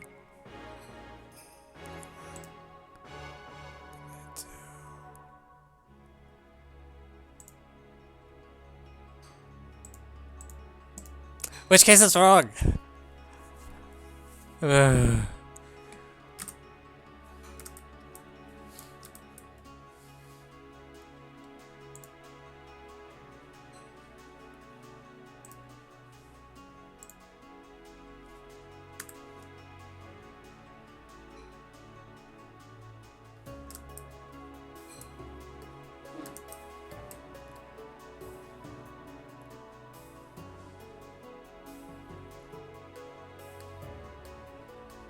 What's the second case?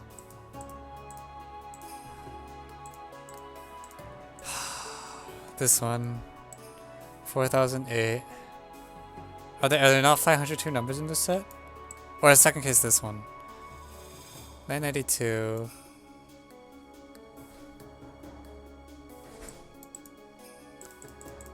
Oh my god. 502. 149. Well, definitely less than 150. 495. Are there not like 1,000-ish numbers here? It should drop by a factor of 4. Ooh, okay. 992. Oh my god, I made the same error over and over. 992 divided by 8 is not 140. It's 124.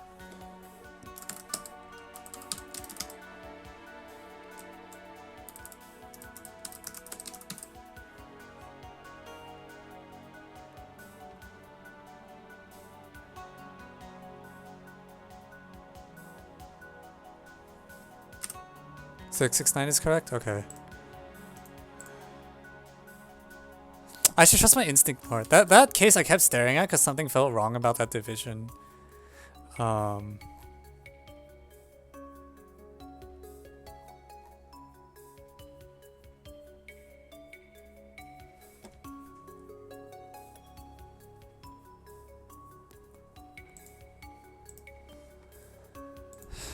Well, okay, I have 669.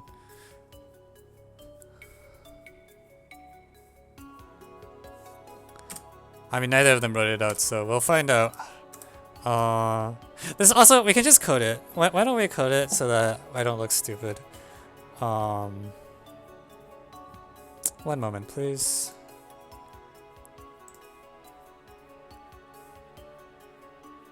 Good.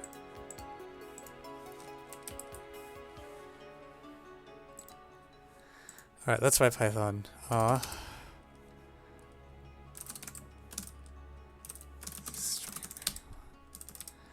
Vim Brazil.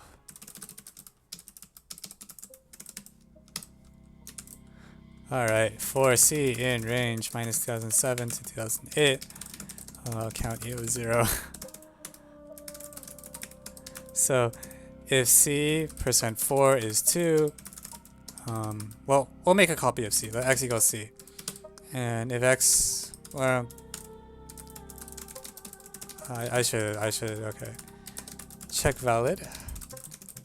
If if it's 2 mod 4, we'll return false. If C is 0 mod 4, we return the validity of C over 4.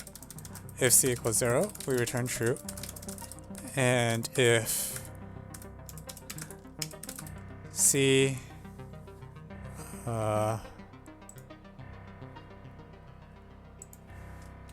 okay, so assert C is odd. Return C percent 8 is 1.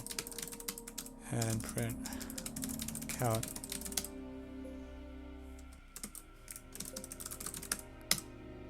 Ah! Sorry, this is... What?!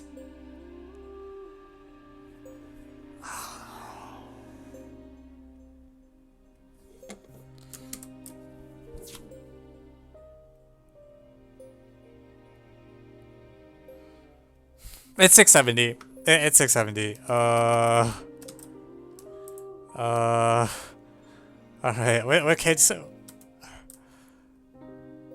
It's 670. Well, the forums is giving me 670. 251? Is it because 2000?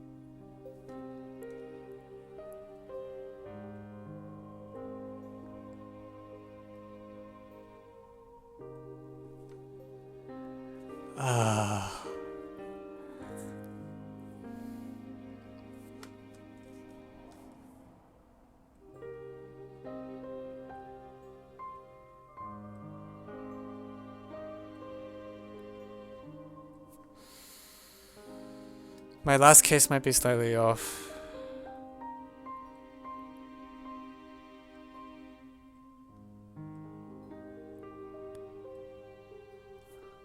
But... Where's the mistake? This case is off? Oh! Did I forget? Is there a 10? Oh, there's a... Ah!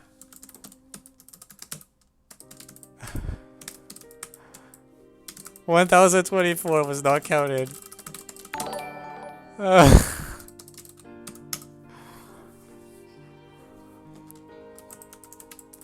Thank you for the follow of this.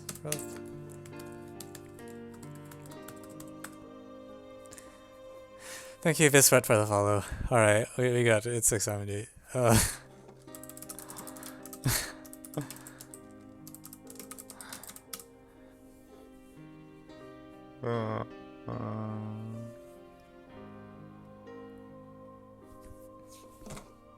Now I'm glad I wrote the program.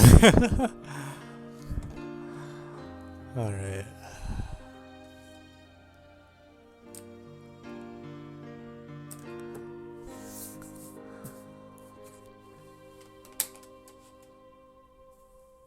This combination of this in 2007 is over 3. I mean, it's not surprising it's approximately n over 3, right? Like, for each 2-adic, you take a quarter of the numbers. So this is like a quarter, and this is about a 16th, and this is about 1 over 64. So because that geometric series goes to 1/3, you expect about 1/3 of them work. Yeah, like it definitely won't be exactly 1/3 just for like integer rounding issues, right? There's no way. But you know, if you're taking about, sorry, did I say a quarter? This is about an eighth. This is about an eighth of the total numbers, and then this is about 1 over 32 or so. So you get about a sixth of the total numbers, or about a third of 2007. I've been trying to nuke my 7th grade geo with projector. It was pretty abusing. I didn't realize it was configuration dependent. I thought it was just the arcs. But it wasn't. It was an X center, so projector was guaranteed to not work.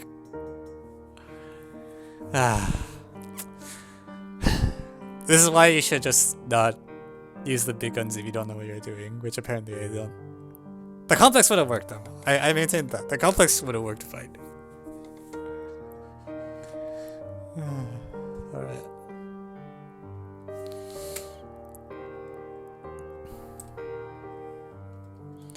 Nuking 4. Have you seen the Code Forces problem that was ripped from Usamo? Which one? I've seen like some very blatant rip-offs.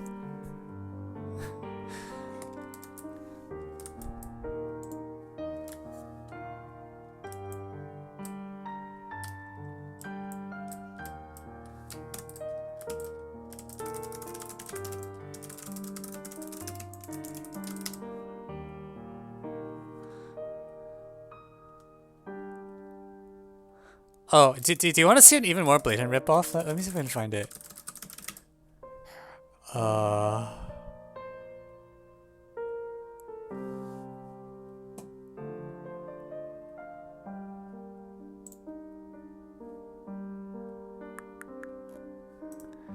Oh man.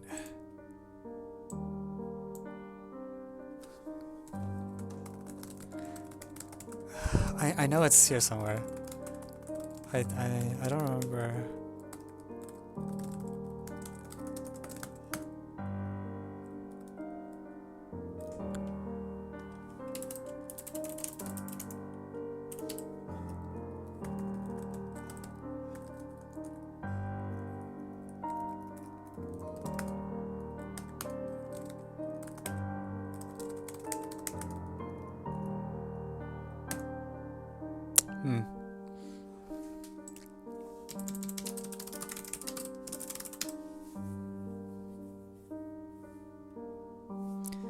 Oh, that's because I should be like first one.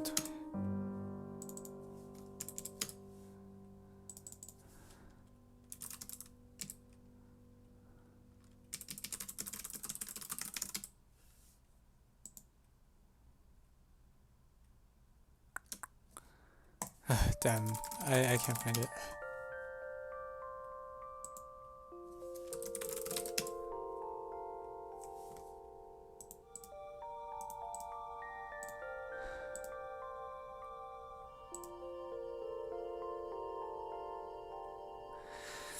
I can't remember. I wonder if someone actually has seen this. I know there was a Code Forces problem that was my Usamo 2018 problem 1, and it asked like what are possible values, or is it a possible value? So the entire program was like, if n even print true, if n false print, if n odd print false, or something like that. But I can't find. I remember it was a problem A to some Code Forces, but I don't remember who showed it to me.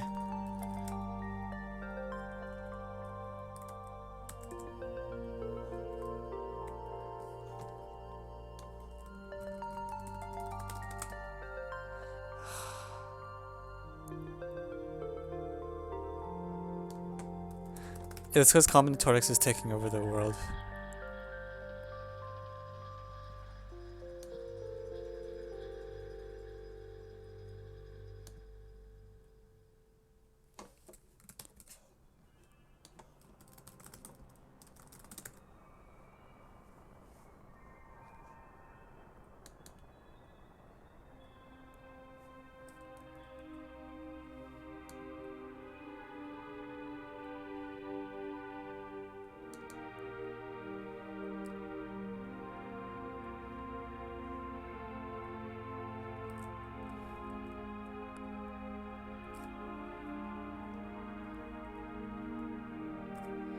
Oh, it was a okay. It wasn't an actual code versus contest. Let me find it.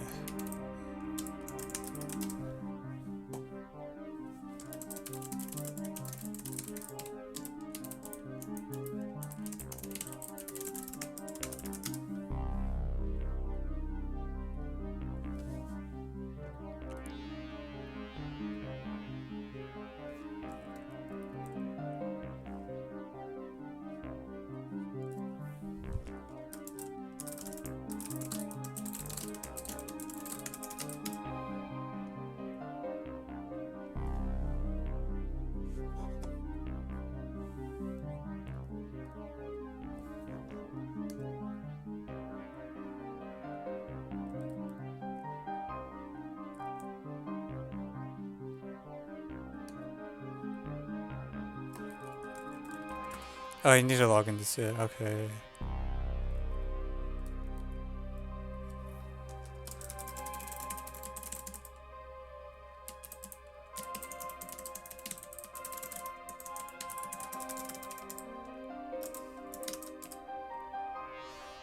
Well, okay. I found. Yeah. So.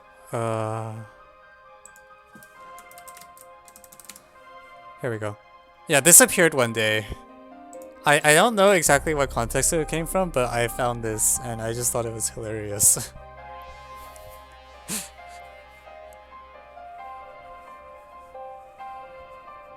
Do you think it's just a one-time thing for 3Cs? Well, it happened 6 years ago already in 2014. I wouldn't...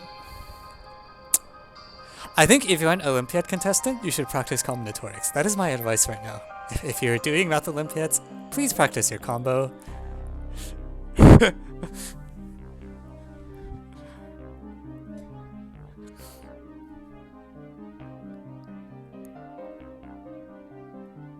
Like, I'm not saying like combo is going to be like 3 palms every test, but like I don't think anyone disputes by now that like combo is 6 years ago people said the geo was more important than the combo. Like there was more geo than combo on average. And I don't think this is true anymore. I think it's flipped.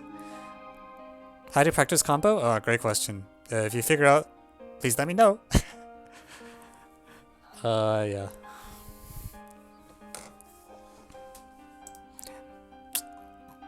I don't know how I found this. I think it's like not like an actual contest. It looked like it was just inside some group, like some people were having fun and they thought this would be something, but I don't know. Everything that's not AGN is basically combo. Yeah, I think it's not a real contest, but nonetheless, seeing that gave me a good laugh.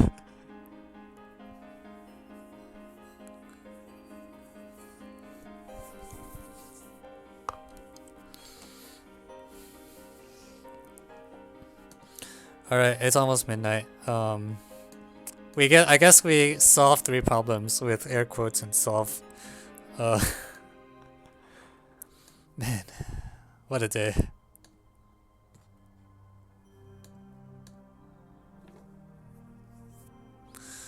Okay.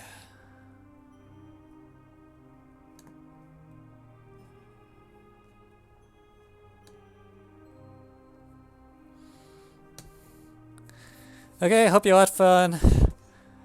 It's like 2 impossible problems and 3 trivial problems today. So, I guess that's how it be sometimes.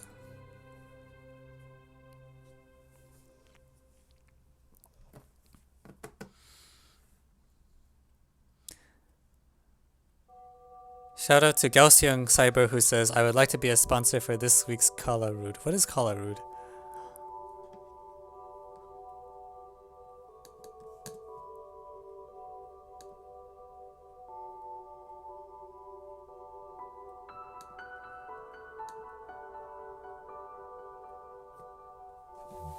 I don't know. Nothing. Alright, see you all.